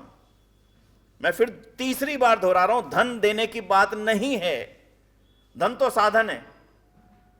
मैं अपने इस शरीर को कितना ही समाज के लिए उपयोगी बना सकता हूं, समाज मेरी कितनी जरूरत समझेगा, समाज मेरी जाने के बाद क्या मेरी कमी महसूस करेगा? मैंने ऐसा क्या काम किया समाज के लिए कि मेरे जाने के बाद वो मेरी कमी को महसूस करे? अगर मैंने ऐसा कुछ नहीं किया तो मुझे लगता है कि मेरे जीवन में अभी कुछ कमी शेष है। ये मन में भाव पैदा करके जीवन जियो, आनंद अलग आएगा, अलग से आएगा। मत सोचो किसने क्या दिया, ये सोचो कि मैंने क्या दिया किसी को। बस इसी के जैसे आप रिवर्स सोचने लोगे कि आपके जीवन का आनंद बदलेगा। इसीलिए तो श्रद्धा और आनंद, जब नाम जुड़ा तो श्रद्धा के साथ में आनंद जुड़ गया। अब तीसरे हिस्से पे चलते हैं। अब प्रभाव सुनिए। उस प्रभाव को सामान्य प्रभाव नहीं माना जा सकता। अब दूसरा हिस्सा सुनिए। दोनों सत्संग की बात भी आपके सामने आएगी, सत्संग का लाभ भी आएगा और श्रद्धानंद का प्रभाव भी आएगा। होली का कार्यक्रम है 3 मार्च का। आपने सबने आना भाई, सारे परिवारों को आना सबने। 25 दिसंबर पे जितने लोग आते हैं उससे ज़्यादा यहाँ आने चाहिए उस परिवार के होली मंगल मिलन पे। हमारा सबका होली मंगल मिलन है। जिस स्कूल में वो होता है उसका नाम है रघुमल आर्य कन्या सीनियर सेकेंडरी स्कूल। लाला रघुमल आर्य समाजी नहीं थे। घटना सुनी है किसी, मैंने सुनाई थी कभी? आपको नहीं सुनाई है? पढ़ी थी। लाला रघुमल आर्य समाजी नहीं थे। दुकान थी जहां 25 दिसंबर का शोभा यात्रा शुरू होती है ना, बलिदान भवन, उन्हीं का था, उनकी दुकान थी। एक मित्र ने कहा कि मुंशीराम आए हुए, उनका सत्संग चल रहा है सीताराम बाजार में, लाला जी आप भी चलो सुनने के लिए। अरे बोले तो ही जा भैया, मैं आर्य समाजी नहीं हूँ, तुम जाओ मैं नहीं जाऊँगा। बोले लाला जी चलो, बहुत अच्छा बोलते हैं, आप भी चलो, थोड़ी देर के लिए सत्संग का समय है, उसके बाद दुकान खोल लेना। बोले ना भैया मेरे बस की नहीं है तुम्हारे सत्संग में जाना। मित्रता के नाते आ गए, चलो तू कह रहा है तो चल पड़ता हूँ। तो लाला जी कहते हैं मैं गया तो बेमन से था। वहाँ जाके स्वामी श्रद्धानंद ने अपना जो प्रवचन आरंभ किया, उस प्रवचन का उस दिन मूल ही कुछ अलग था। उन्होंने प्रवचन आरंभ किया कि दिल्ली के लालाओं ने अपने बच्चों के नाश करने का ठेका अपने आप किया हुआ है, अपने आप किया हुआ है, किसी को करने की जरूरत नहीं है। इसलिए मैं हाथ जोड़ के कहता हूं, जिसको तुम कमा रहे हो, जिन्होंने उसे संभालना है, उनको बर्बादी तो तुम अपने आप अपने हाथ से मत करो। इसलिए जिन लालाओं ने अपने छतों को नाचने वालियों को किराए पे दे रखा, खाली करवा दो, उससे तुम्हारी जो आर्थिक हानि होगी उससे कई गुना परमात्मा तुम्हें देंगे। बोले मैं ना तो आर्य समाजी था, ना मैं किसी श्रद्धा के भाव से गया था, पर इन शब्दों का मेरे ऊपर क्या प्रभाव पड़ा मुझे नहीं मालूम। मैं सीधा चल करके बिना अभिवादन किए सीधा अपनी दुकान पर आकर बैठ गया और बैठ करके मुंशी जी का इंतजार करने लगा। मुंशी जी के आते ही मैंने कहा इनको 1 महीने का नोटिस दे दो। मुंशी जी अरे किराए की हानि होगी लाला जी। बोले ना, कह दिया तो कह दिया, इसको 1 महीने का नोटिस दे दो, खाली करवा लो। और उसके बाद जो उन्होंने लिखा वो लिखते हैं, उस दिन के बाद मेरे गले में ना जाने कब हजारों से लाखों और लाखों से करोड़ों हो गए। ये शब्द है ये जो मैं पढ़ के सुना रहा हूं, उस दिन के बाद ना जाने कब मेरे गले में हजारों से लाखों और लाखों से करोड़ों हो गए। यानी 6-7 साल के पीरियड के अंदर हजारों से लाखों लाखों से करोड़ों होना। फिर मैंने सोचा ये धन तो मेरा नहीं है, ये तो धन स्वामी श्रद्धानंद का दिया हुआ है। मैं चेकबुक लेकर के उनके पास चला गया। स्वामी जी अब ये चेकबुक आपकी है, जहां जितना देना चाहो दे देना, मुझे बता दीजिएगा कहां कितना दिया है। ये विचार करके गया। स्वामी जी ने कहा नहीं मैं नहीं रखता, इस चेकबुक तो आपकी है। मैंने ज़बरदस्ती उनको दी और उन्होंने फिर कह दिया अब मेरी हो गई, अब तुम मेरी अमानत समझ के इसे संभाल लो। संभाल दी। बंधु कल्पना करना, बिना इच्छा से गए थे स्वामी श्रद्धानंद दयानंद के पास, और बिना इच्छा से गए थे लाला रघुमल श्रद्धानंद के पास। शब्दों का प्रभाव, ये जीवन का प्रभाव था, अपने आप नहीं होता। रघुमल स्कूल बनाया, कलकत्ता में रघुमल स्कूल बनाया, गुरुकुल इंद्रप्रस्थ की जमीन खरीदी, गुरुकुल कांगड़ी के भवन बनवाए, कन्या गुरुकुल देहरादून को बनवाया, ना जाने कितनी जगहों पर कितना दान उस अकेले एक लाला जी ने, जिनकी कोई इच्छा नहीं थी, जिनका आर्य समाज से कोई लेना देना नहीं था। किसका प्रभाव था बोलो? शब्दों का नहीं, उनके जीवन का। और मैं जब कहता हूं कि वो बेटों का जब त्याग था, जो अपने साइन कर गए थे, वो त्याग बच्चों का था कि बड़ों का था? स्वामी श्रद्धानंद का त्याग था या बच्चों का त्याग था? हाँ जी, जब बच्चों ने साइन कर दिए, वो त्याग बच्चों का कहा जाएगा कि पिता का कहा जाएगा? हैं? बच्चों का था। मैं अपनी दूसरी भावना रखता हूँ हमेशा, मैं ये कहता हूँ बच्चों का त्याग नहीं था, ये त्याग तो पिता का ही था। अगर पिता के जीवन में वास्तविकता ना होती, वास्तविक त्याग का भाव पिता के जीवन में ना होता, तो बच्चों के अंदर ये भावना आने का कारण ही नहीं रहता। और तीसरा एक उदाहरण और सुन लेना, गजब का उदाहरण है, मतलब क्या परिवर्तन किया आर्य समाज ने इस देश के अंदर, हम ही नहीं जानते हैं, दुनिया को नहीं मालूम। यह मेरा सबसे बड़ा जीवन का आज का दुख है। आर्य समाज का प्रभाव किस कदर रहा इस दुनिया के अंदर, ये तो एक लंबी श्रृंखला है। जब 20 दिन लगातार 2-2 घंटे की कथा हो, तब मैं कुछ चीजें आपके सामने रख पाऊंगा कि आर्य समाज का प्रभाव इस दुनिया के ऊपर रहा कितना गजब का है। भगत फूल सिंह का नाम तो आपने सुना है, सोनीपत में उनकी यूनिवर्सिटी है, भगत फूल सिंह विश्वविद्यालय, बहुत बड़ा है। भगत फूल सिंह पटवारी थे, स्वामी श्रद्धानंद का सत्संग मिल गया, कर्म फल का सिद्धांत सुन लिया। स्वामी जी कोई तो तरीका होगा कर्मों के फल को बदलने का, बोले ना। बोले कुछ तो होगा, बोले ना। बोले तो जो कर्म किए भुगतना पड़ेगा, बोले हाँ। कोई तरीका नहीं, बोले ना। बोले आगे अच्छा करें तो बोले उसका अच्छा मिलेगा, लेकिन जो पिछला कर चुके उसका तो वो नहीं बदलता। बहुत पूछा, कोई बता दो, कुछ बता दो, गंगा में नहा लूं, ये कर लूं, ये कर लूं, ना। समझ में आ गया, नहीं बदलेगा। क्या करें? तो जितना किया है उसको बदलने की कोशिश कर ले। ये अकेला उदाहरण है दुनिया का, मेरे सामने तो अकेला है। पटवारी के नाते से हजारों से रिश्वतें ले रखी थी, सारी लिस्टें निकाली याद कर करके, फलाने से इतनी ली थी, फलाने से इतनी ली थी, फलाने से इतनी ली थी, फलाने से इतनी ली थी। जमीन बेची, पैसा उगाया, और हर किसी के घर पर जा कर के कहा, भाई तेरे से मैंने इस काम की रिश्वत ली थी, भाई ते तू अपना पैसा वापस पकड़, तेरे से इतनी ली थी है तो अपना पैसा वापस पकड़, तेरे से इतनी ली थी है तू अपना पैसा वापस पकड़। आस्ता आस्ता कहते हैं मेरे जीवन के ऊपर जो बोझ बन चुका था वो आस्ता आस्ता आस्ता आस्ता खत्म होता चला गया। एक व्यक्ति ने मुझे बहुत झगड़ा पड़ने पे रिश्वत नहीं दी थी, मैंने उसे खूब गाली गलौज की और उसका काम भी नहीं किया। उसके घर भी पहुंच गए बाद में, बोले भाई तेरे से मैंने पैसा तो नहीं लिया था, पर तेरे से मैंने अपमान बहुत किया था तेरा, तो ये मेरा जूता पकड़ और मेरे सिर पे 10 जूते मार ले, मैं समझूंगा मेरा अपमान का बदला पूरा हो गया। मैं इस जीवन में बोझ को लेकर के जाना नहीं चाहता। हजारों पटवारी हुए होंगे दुनिया में, हजारों हुए, हजारों ने रिश्वतें ली हैं, किसको मालूम है। लेकिन भगत फूल सिंह का नाम आज इतना गजब का है, हरियाणा में जाएंगे तो हर व्यक्ति जानता है, फिर उनकी बेटी, फिर उनकी बेटी। प्रभाव किसका बोल रहा था बोलो तो?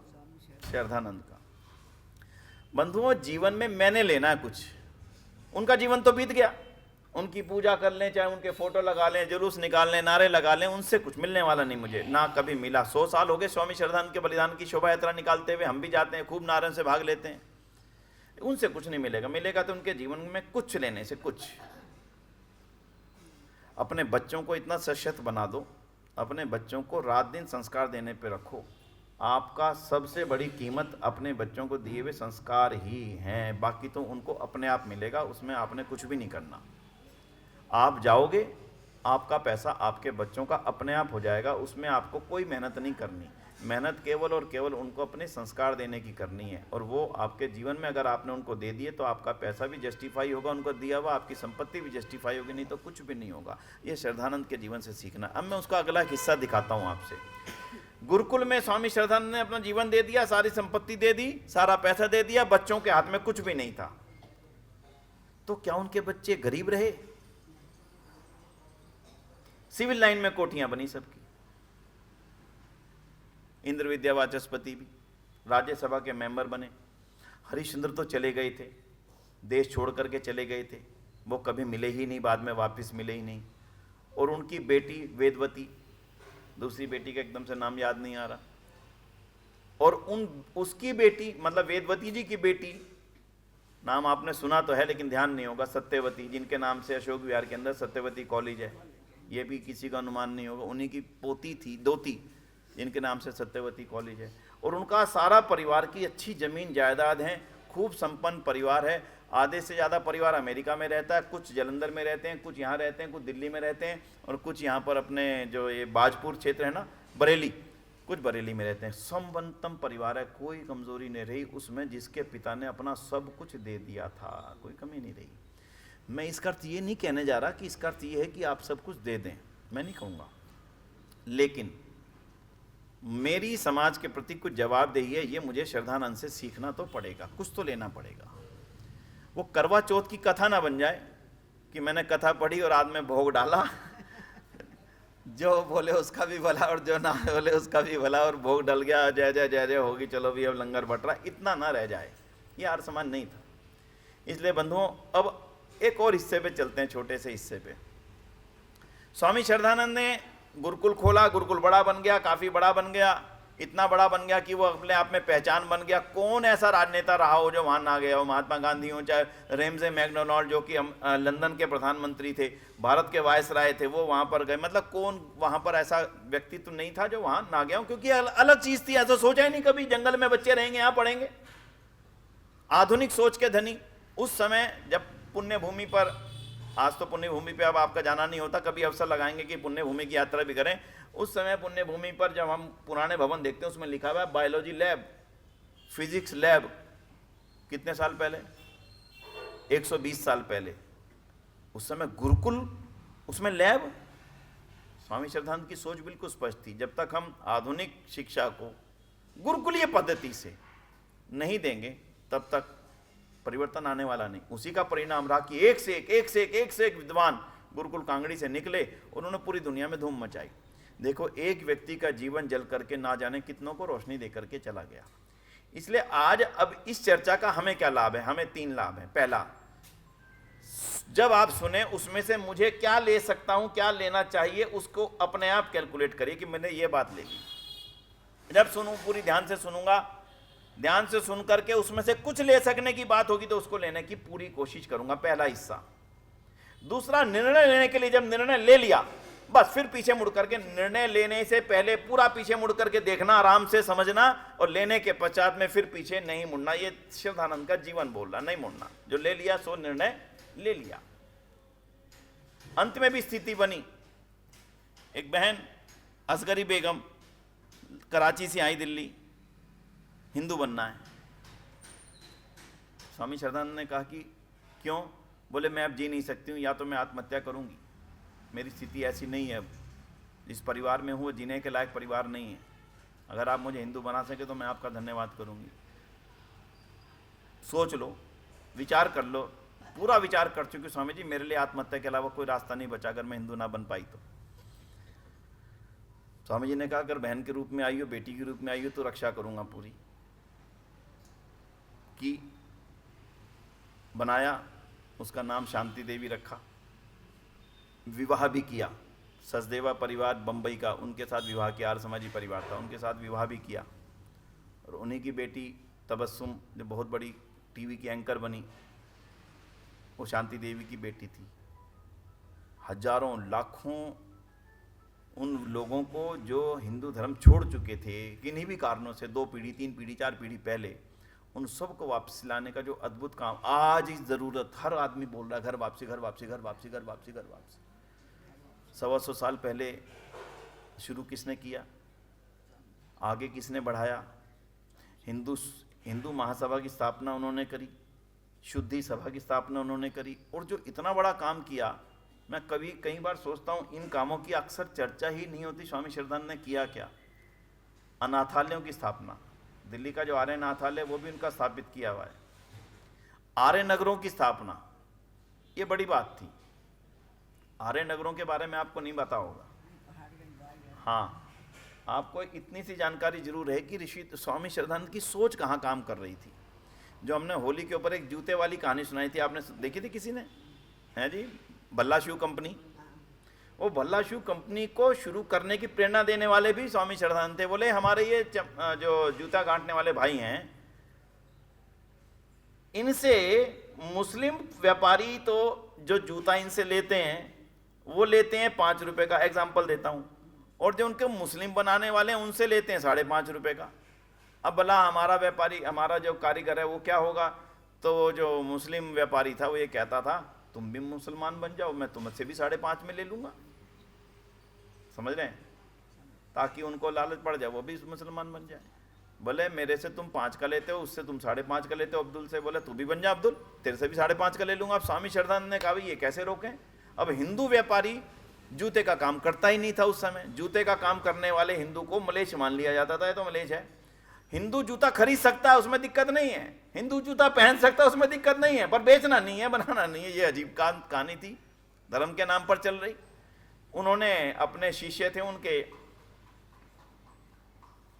नारायण दत्त ठेकेदार, दिल्ली के बहुत बड़े ठेकेदार थे, उस समय के बहुत बड़े ठेकेदार थे। उनके 2 शिष्यों के नाम अगर आप ध्यान कर दो, लाला दीवान चंद उनके ही शिष्य थे सबसे बड़े। जब उनकी मृत्यु हुई तो सबसे पहले लाला दीवान चंद ही पहुंचे, क्योंकि सबसे निकट था उनका घर। कनॉट प्लेस में शिवाजी स्टेडियम की पहली कोठी उन्हीं की थी, लाला दीवान चंद की। शिवाजी स्टेडियम पे जो कॉर्नर की कोठी है, 1 नंबर दीवान निवास। तो लाला नारायण दत्त से कहा कि तुम इनका लिए कुछ करो ना। बोले स्वामी जी क्या करूं? बोले तुम जूते का काम शुरू करो और इनसे जूते खरीदो तुम। आस्ता आस्ता इनको जूते अगर इनके नहीं करे तो सारे। लाला नारायण दत्त ने पहली हिंदुओं की जूतों की कंपनी खोली, उसका नाम था नारायण शू कंपनी। और इनसे कहा भी तुमसे वो 5.5 में लेता है, मतलब उनसे मैं तुमसे 5.25 में लिया करूंगा, यानी 5 की जगह 5.25 में मैं लिया करूंगा। आस्ता आस्ता आस्ता आस्ता वो कंपनी चली, लेकिन उसका परिणाम ये हुआ कि बाकी हिंदू परिवारों ने भी जूते का काम आस्ता आस्ता आस्ता आस्ता शुरू कर दिया। और जो बहुत बड़ा वर्ग इसी कारण से मुसलमान बन जाता, वो बनने से बच गया। और वो लाहौर में जो भल्ला शू कंपनी खुली, जिसका नाम बाद में BSc पड़ा, वो बहुत बड़ी एक कहानी हो, तो आपने उसमें हमारी होली के कार्यक्रम में देख ही ली थी। मतलब क्या काम नहीं किया बचने के लिए, बचाने के लिए। और फिर यहाँ पर समस्या आ गई एक कि कुआं था अजमेरी गेट पर, उस कुएं से हिंदू पानी भर सकता है और मुस्लिम पानी भर सकता है, पर वो दलित पानी नहीं भर सकता। इसका ये किसने बनाया रिवाज? मतलब मुस्लिम भर सकता है और दलित नहीं भरेगा। भैया इसका क्या मतलब हुआ? बोले तू मुस्लिम बन जा, भर लियो। हिंदू तो बन नहीं सकता, उसको तो बड़ी जाति में तो लेंगे नहीं, इसलिए धक्का दे करके कहां पहुंचाने का षड्यंत्र था। ये तू बन जा, फिर भर लियो। हद थी, हद हद हद। सोचा किसने? ये सोचने वाला भी श्रद्धानंदी था। उन्होंने उस समय उसका आंदोलन किया, परिणाम ज्यादा कुछ नहीं निकला। थोड़े दिन तक तो हिंदुओं ने भरने दिया, थोड़े दिन बाद फिर तो चल इधर, आस्ता आस्ता उनको फिर से करना शुरू कर दिया। और सोचना जरा क्या परिस्थिति थी। यमुना किनारे पर जाना पड़ता था उनको, यहाँ से पहाड़गंज से यमुना तक पानी लेने के लिए। और पानी भी ऐसे नहीं ले सकते थे, यमुना से एक अलग धारा बना करके और एक बहुत बड़ा तालाब बना दिया, पानी उसमें आएगा, उसी को भरना, ताकि वो पानी वापसी यमुना में ना जा सके जिसको तुमने छू लिया। सोचो जरा, कल्पना करना। ऐसे ही नहीं बने, ऐसे ही नहीं बने। हमने धक्का दे करके बनाया सबको। कितनी दिन तक पीड़ा सहेगा कोई? क्यों सहेगा कोई? परिणाम था। अब उन्होंने उसका समाधान ढूंढा। समाधान क्या निकाला कि अब मैं तुम्हारे को छोटा नहीं रखूंगा, तुम्हारे को पूरा सम्मान दूंगा। कैसे दोगे स्वामी जी? ना हमारे पास मकान, ना हमारे पास जमीन, ना हमारे बच्चों को कोई स्कूल में पढ़ने देता, ना हमें मंदिर में कोई घुसने देता, और ना हमारे लिए कोई कुआं है पानी भरने के लिए। तो स्वामी जी ने कहा इन सब चीज़ों का समाधान करूंगा। और उन्होंने जमीन खरीदी आर्य नगर वाली, शीला सिनेमा से पीछे पैसे पहले इधर की तरफ, सारी जमीन में प्लॉट काटे।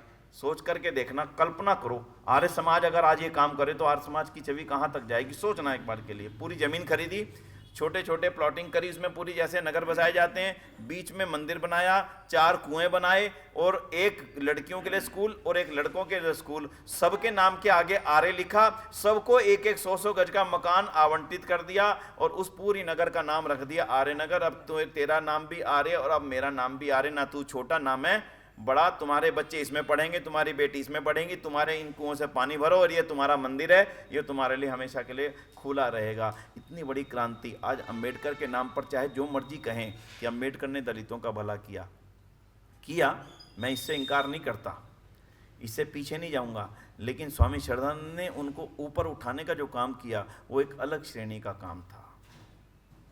मैं कहां से लेकर के चला आपको, कहां ऋषिदान के बरेली के प्रवचन को सुन करके एक व्यक्ति कहां से, अब उनके जीवन के सारे पहलू छोटे से समय में बता देना संभव नहीं है। बताना मुझे केवल एक है, अब मैं इनमें से कौन से काम को ले सकता हूं?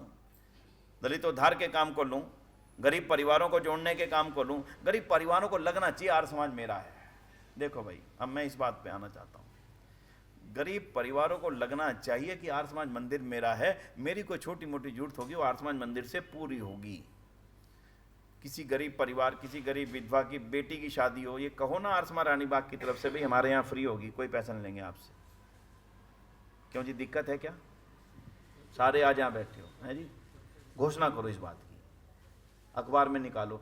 किसी दलित गरीब परिवार की विधवा की बेटी की शादी होगी तो आर्यसमाज मंदिर में फ्री करेंगे, कोई पैसा नहीं लेंगे। देने वाले बहुत हैं भाई, आपकी बात जानी चाहिए दुनिया को, आने दो ना। चर्च के अंदर जो लाइन लगती है वो कोई धर्म के कारण नहीं लग रही है, गलत मत जाना, मिल रहा है, कुछ मिल रहा है। लंबी लाइनें हैं चर्च के बाहर, हमारे ही हैं, लंदन से नहीं आए हैं, सब हमारे हैं वो। इसलिए कोई निर्णय आज पक्का लो कि स्वामी श्रद्धानंद का आज जन्मोत्सव हम मना रहे हैं, 170 साल हो गए, आज भी वही स्थिति अगर समाज में है और एक बहन गरीब केवल इसलिए ईसाई बन जाती है कि उसकी छोटी मोटी जरूरतों को उन्होंने पूरा कर दिया, उसके बच्चे की स्कूल की फीस भर दी, तो मुझे लगता है हमारे को इससे बड़ा दोष नहीं होगा कि हमारे रहते, हमारी सोच के रहते ये सब हो रहा है। आस्था आस्था मंदिर गुरुद्वारे अगर इस चीज़ पर लग जाएं तो कोई कारण नहीं कि एक भी व्यक्ति ईसाई बने। तो इसलिए मेरा आज आपसे अब इतना ही कहना है, निवेदन। स्वामी श्रद्धानंद ने सीखने के लिए 8-10 चीज़ें हैं। पहली ग्रास्पिंग, सुनने की क्षमता, दूसरा समझने की क्षमता, तीसरा निर्णय लेने की क्षमता। निर्णय ले लिया मैंने अपनी सारी संपत्ति गुरुकुल को देनी है तो देनी है, बस। इसके बाद निर्णय में आगे दोबारा पुनर्विचार नहीं है। करने से पहले जितना देना देना है, सोच लिया, आराम से सोच लिया, बस। उसके बाद में पीछा नहीं। फिर जो प्रश्न सामने आया, दलितोद्धार का प्रश्न सामने आया, उसका समाधान देना। जूतों वाला प्रश्न सामने आया, उसका समाधान देना। ऐसा नहीं है हाँ ये हो रहा है, अरे हो तो रहा है, मुझे भी मालूम है, समाधान दीजिए ना। उन्होंने जूतों की समस्या को देख लिया था, लेकिन देख करके चुप नहीं रहे, उसका समाधान दे दिया। नारायण दत्त, तुम ये काम शुरू करो, इससे परिवर्तन आएगा। और आज सारे देश में बड़े से बड़े हिंदुओं के जूतों के कारखाने हैं, बड़े से बड़े। परिवर्तन था, आया। वो तो उस कहानी में उस समय जब भल्ला जी ने कंपनी खोली तो उस समय इतनी बदनामी उसकी की गई पूरे के पूरे लाहौर के अंदर। हिंदू होके जूती बेचे, मत मारी गई, डल्ले दी, पीली हट्टी भल्ले दी। मतलब गाने गाता गाते लोग उसके घर के आसपास घूमते थे। हिंदू होके जूती बेचे, मत मारी गई, डल्ले दी, पीली हट्टी भल्ले दी। मतलब पीली रंग थी उसकी हट्टी का, बड़ा दुकान थी लाहौर के अनारकली बाजार के अंदर, बड़ी शानदार दुकान खोली थी उसने। तो उसने भी अपना नया नारा बना दिया। उसका नारा क्या था? बढ़िया सुंदर नारा बनाया था कि जो ऐसा जूती लो पल्ले की दुकान से, वो अब ध्यान नहीं है, चलिए खैर। तो कहने करती है बंधुओं, जो समस्या देखो उसके समाधान की तरफ भी बढ़ो, और जो समस्या का समाधान करने की तरफ बढ़ता है सफलता उसको मिलती है। इसलिए आज अपने मन में कुछ लेकर के जाना। एक हिस्सा तो मेरे निवेदन पर, दूसरा हिस्सा आपकी अपनी इच्छा पर।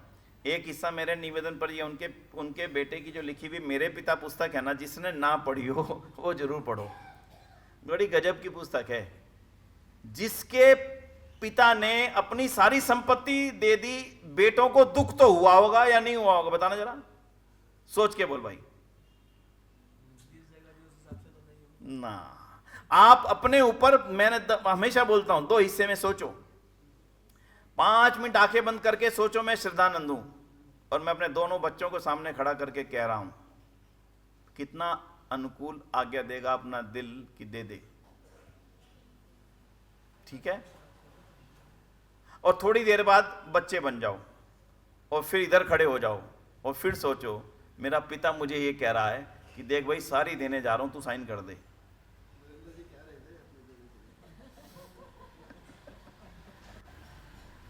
सारी देने जा रहा हूं, साइन कर दे। हो सकता है बेटा मना ना कर पाए, साइन तो शायद नहीं करेगा। बोले अपने डेथ वारंट पे अपने आप ही साइन कर दो। कठिन था, लेकिन निर्णय तो लिया था। मैं इसलिए निवेदन करता हूं, उस बेटे ने अपने पिता की पुस्तक लिखी है, श्रद्धा से लिखी है। कोई इसलिए नहीं लिखी थी कि बहुत बिकेगी, बड़ी कमाई हो जाएगी मेरी, ना, यह भाव नहीं था। भाव यह था कि उस पिता के अंतर्भाव को एक बेटा व्यक्त कर रहा है, जिससे सब कुछ ले लिया गया। उसकी लिखी हुई कहानी के अंदर तो एक अलग श्रद्धा होगी। उसने अपने पिता की जीवनी लिखी, मेरे पिता। वो पढ़नी चाहिए। जिनके पास ना हो ना, मेरी दिक्कत यह है कि आप पढ़ने की आदत नहीं डाल पा रहे मेरे इतनी बात कहने के बाद भी। मैं ये कहूं कि समय नहीं है, मैं बिल्कुल नहीं मानता कि आज से ज्यादा समय कभी किसी के पास नहीं था जितना आज समय। इतना समय कभी किसी के पास था ही नहीं। ना झाड़ू, ना पोछा, ना दुकान, ना मकान, ना लीपना, ना पोतना, ना कुछ, ना किसी के घर पे आने पे भी बटन दबाते हैं, खाना अपने आप आ जाता है। पहले पूरा दिन लगता था बनाने के लिए, खड़े होते थे, आज उन्हें आना है भाई ये बनाओ वो बनाओ ये बनाओ वो बनाओ। क्यों जी, करते हो कि नहीं करते? कितना समय लगता है आज आपके पास में, बताओ, सोचो जरा। हर चीज ऑटोमेटिक मोड में आ चुकी है। पत्र लिखते थे उसमें समय लगता था, फिर डाक में तैयार करके डाक खाने जाते थे, डालते थे, बैंक में जाते थे, चेक लेकर के उसको देने जाते थे, भाई साहब बटन दबाते पैसे ट्रांसफर हो जाते हैं। हर चीज, कुछ भी नहीं बचा, हर चीज ऑटोमेटिक हो रही है। उसके पश्चात भी अगर मेरे पास समय नहीं है तो फिर मेरे वो मैनेजमेंट की कमी है, इससे ज़्यादा मैं नहीं कह सकता। इसलिए बंधुओं, पढ़ने की आदत डालो। आर्य समाज के इन साथियों से तो मैं कह ही सकता हूँ जो आर्य समाज में आते हैं, आपके अंदर अभी बहुत ऊंचाइयों को आपने प्राप्त करना है। मैं बार बार इसी बात को कहता हूँ, पढ़ना अपने आप में पहली सीढ़ी है और वो अंतिम सीढ़ी भी है। पढ़ते ही आपके अंदर अपने आप विचार, आपको कुछ नहीं करना, वो अपने आप आएगा, वो परिवर्तन अपने आप आएगा, उसमें कुछ आपने स्पेशली करना नहीं है, अपने आप प्रोसेस होता है। मेरा माइंड से बड़ा एआई दुनिया में पैदा ही नहीं हुआ, मेरे माइंड से बड़ा एआई दुनिया में नहीं है। जो आप सुनते हो, जो आप पढ़ते हो, जो आप देखते हो, वो सारा अपने आप प्रोसेस होता है अंदर और मेरे व्यवहार में उसका परिवर्तन अपने आप आता चला जाता है। इसलिए आज तो मैं मेरे पिता कह के जा रहा हूँ, अच्छी है, कोई भारी नहीं है। मैं सत्यार प्रकाश कहूँ, आपको बड़ा भारी लगेगी, पढ़ने में दिक्कत आएगी, लेकिन मेरे पिता बड़े सरल है। अपने बेटा अपने पिता के जीवनी के अलग अलग पहलुओं को बड़े शानदार ढंग से लिख रहे हैं। तो मेरे पिता जरूर पढ़ो, नहीं हो तो ले लो, और जो ले लेगा वही पढ़ पाएगा भाई, और यहाँ से छोड़ जाएगा। खट्टर साहब मंगवा देना, खट्टर साहब आज भूल जाएंगे, कल ध्यान नहीं रहेगी, परसों आपने मांगनी नहीं है, बात खत्म, चलो फिर अगला सप्ताह आ जाएगा। मेरा फिर निवेदन है, अब मेरी बात को यहाँ समाप्त कर रहा हूँ। श्रद्धानंद का जीवन मुझे बहुत कुछ दे रहा है, बहुत कुछ दे रहा है, इसलिए उसमें से मेरे जीवन में मैं क्या ले सकता हूँ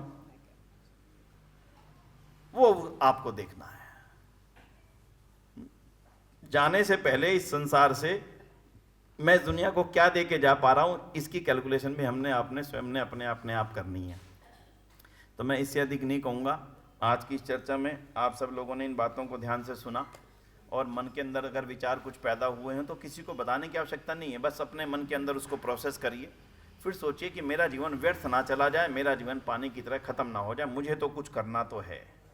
क्या करना है अपने आप विचार करिए, कैसे करना है अपने आप विचार करिए, और बच्चों को संस्कार देने वाला काम ये उन सब कामों से और अधिक महत्वपूर्ण है, क्योंकि स्वामी श्रद्धानंद के जीवन की ये सबसे बड़ी विशेषताओं में से एक है। अक्सर क्या हो रहा है, पिता आर्य समाज के कामों में लग जाते हैं पूरी तौर पर, बच्चों के साथ बैठना, उनको संस्कार देने वाला काम कहीं ना कहीं थोड़ा सा पीछे रह जाता है। इसलिए बच्चों को संस्कार देना अपने जीवन का सबसे बड़ा काम समझिएगा कि मेरी जिम्मेदारी सबसे बड़ी अगर कोई है, उस बच्चे को सही दिशा में लगा के रखना, उसके मन के, उसके विचारों को सही दिशा में लगाए रखना ही मेरी सबसे बड़ी जिम्मेदारी है।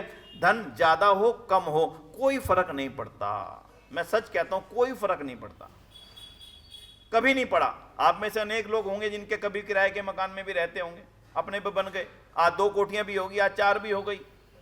अगर बच्चा दिशा में गलत चला गया, ये सारी चीजें अपने सामने बेकार लगने लगती हैं। 1 मिनट में, 1 मिनट से पहले सब ढोंग लगने लगता है। इसलिए एक हिस्सा है कमाना, जरूरी है, खूब कमाना और ज्यादा जरूरी है, इतना कमाओ जिसकी कोई सीमा ना रहे। बिल्कुल कमाने में वेद कहता है लाखों नहीं करोड़ों कमाओ, ये वेद का आदेश है भैया, करोड़ों कमाने का, यानी कि अधिक से अधिक कमाओ, ये वेद का आदेश है। दूसरा आदेश, जो मेरी संतति है उसको अच्छी दिशा में चलाए रखना भी, ये भी वेद का ही आदेश है। कौरव और पांडवों में एक ही अंतर था, कौरवों को वो धर्म के ऊपर ना चला सके, जिसका परिणाम इतने बड़े युद्ध में बदल गया। तो इसलिए आज की चर्चा को यहाँ समाप्त करूंगा। आपसे यही आशा करूंगा मेरे पिता जरूर पढ़ो, और जो लोग अपने मन में भाव रखते हैं कि मैं कुछ बोलना सीखूं, मैंने पिछली बार कहा था, आदरणीय प्रधान जी, मंत्री जी यहाँ बैठे हैं, माननीय यशदत्त जी, माननीय खट्टर साहब, हमारे असली मंत्री जी और असली प्रधान जी आहूजा साहब, मेरा आपसे तीनों से निवेदन है, आप यहाँ पर एक वर्कशॉप रख लीजिए बोलने की, रात को रखिए, 2 घंटे की रखिए, 7 से 9 रखिए, बोलने का अभ्यास। मैं आपको बोलने के गुर सिखाऊंगा। मैं चाहता हूँ आप लोग बोलें, मंचों पे आकर के बोलें, दूसरी जगह जाकर के बोलें इन बातों को और जिन जिन बातों को। आपके लिए गाइड भी करूंगा, जो बोलना है उसका मैटर भी देंगे, और फिर आपसे अभ्यास भी कराएंगे। 2, 4 से 5, 6, 7 क्लासेस बाद मुझे विश्वास है आप में से अधिकतर लोग बोलने की क्षमता को पैदा कर लेंगे, और बोलने की क्षमता पैदा हो जाएगी तो पढ़ने की इच्छा भी पैदा हो जाएगी, कि जब बोलना हो तो आदमी थोड़ा सा तैयारी भी करता है, पढ़ता भी है। तो आप में से जो लोग उसमें एनरोल करना चाहें कर लें, पर इस काम को ना अगले 10 दिन 15 दिन के अंदर जरूर करें, एक क्लास यहाँ पे जरूर रखें, ऐसा मेरा अनुरोध है। ईश्वर करे स्वामी श्रद्धानंद दोबारा आए ना आए, मैं नहीं कहता, हम में से कोई आएगा तो आएगा, हम में से कोई बनेगा तो बनेगा, लेकिन जो उनका जीवन है उनसे मैं कुछ ले पाऊँ, ये आज का हमारा जो कार्यक्रम रहा, इसकी उपयोगिता मेरे जीवन में मुझे मिल सके। इन्हीं शब्दों के साथ में आप सभी का बहुत बहुत आभार। स्वामी श्रद्धानंद के जीवन को और ज़्यादा जानने की प्रयास करते रहिएगा। इन्हीं शब्दों के साथ में पुनः पुनः आभार, पुनः पुनः धन्यवाद। ओम शांति, ओम शांति।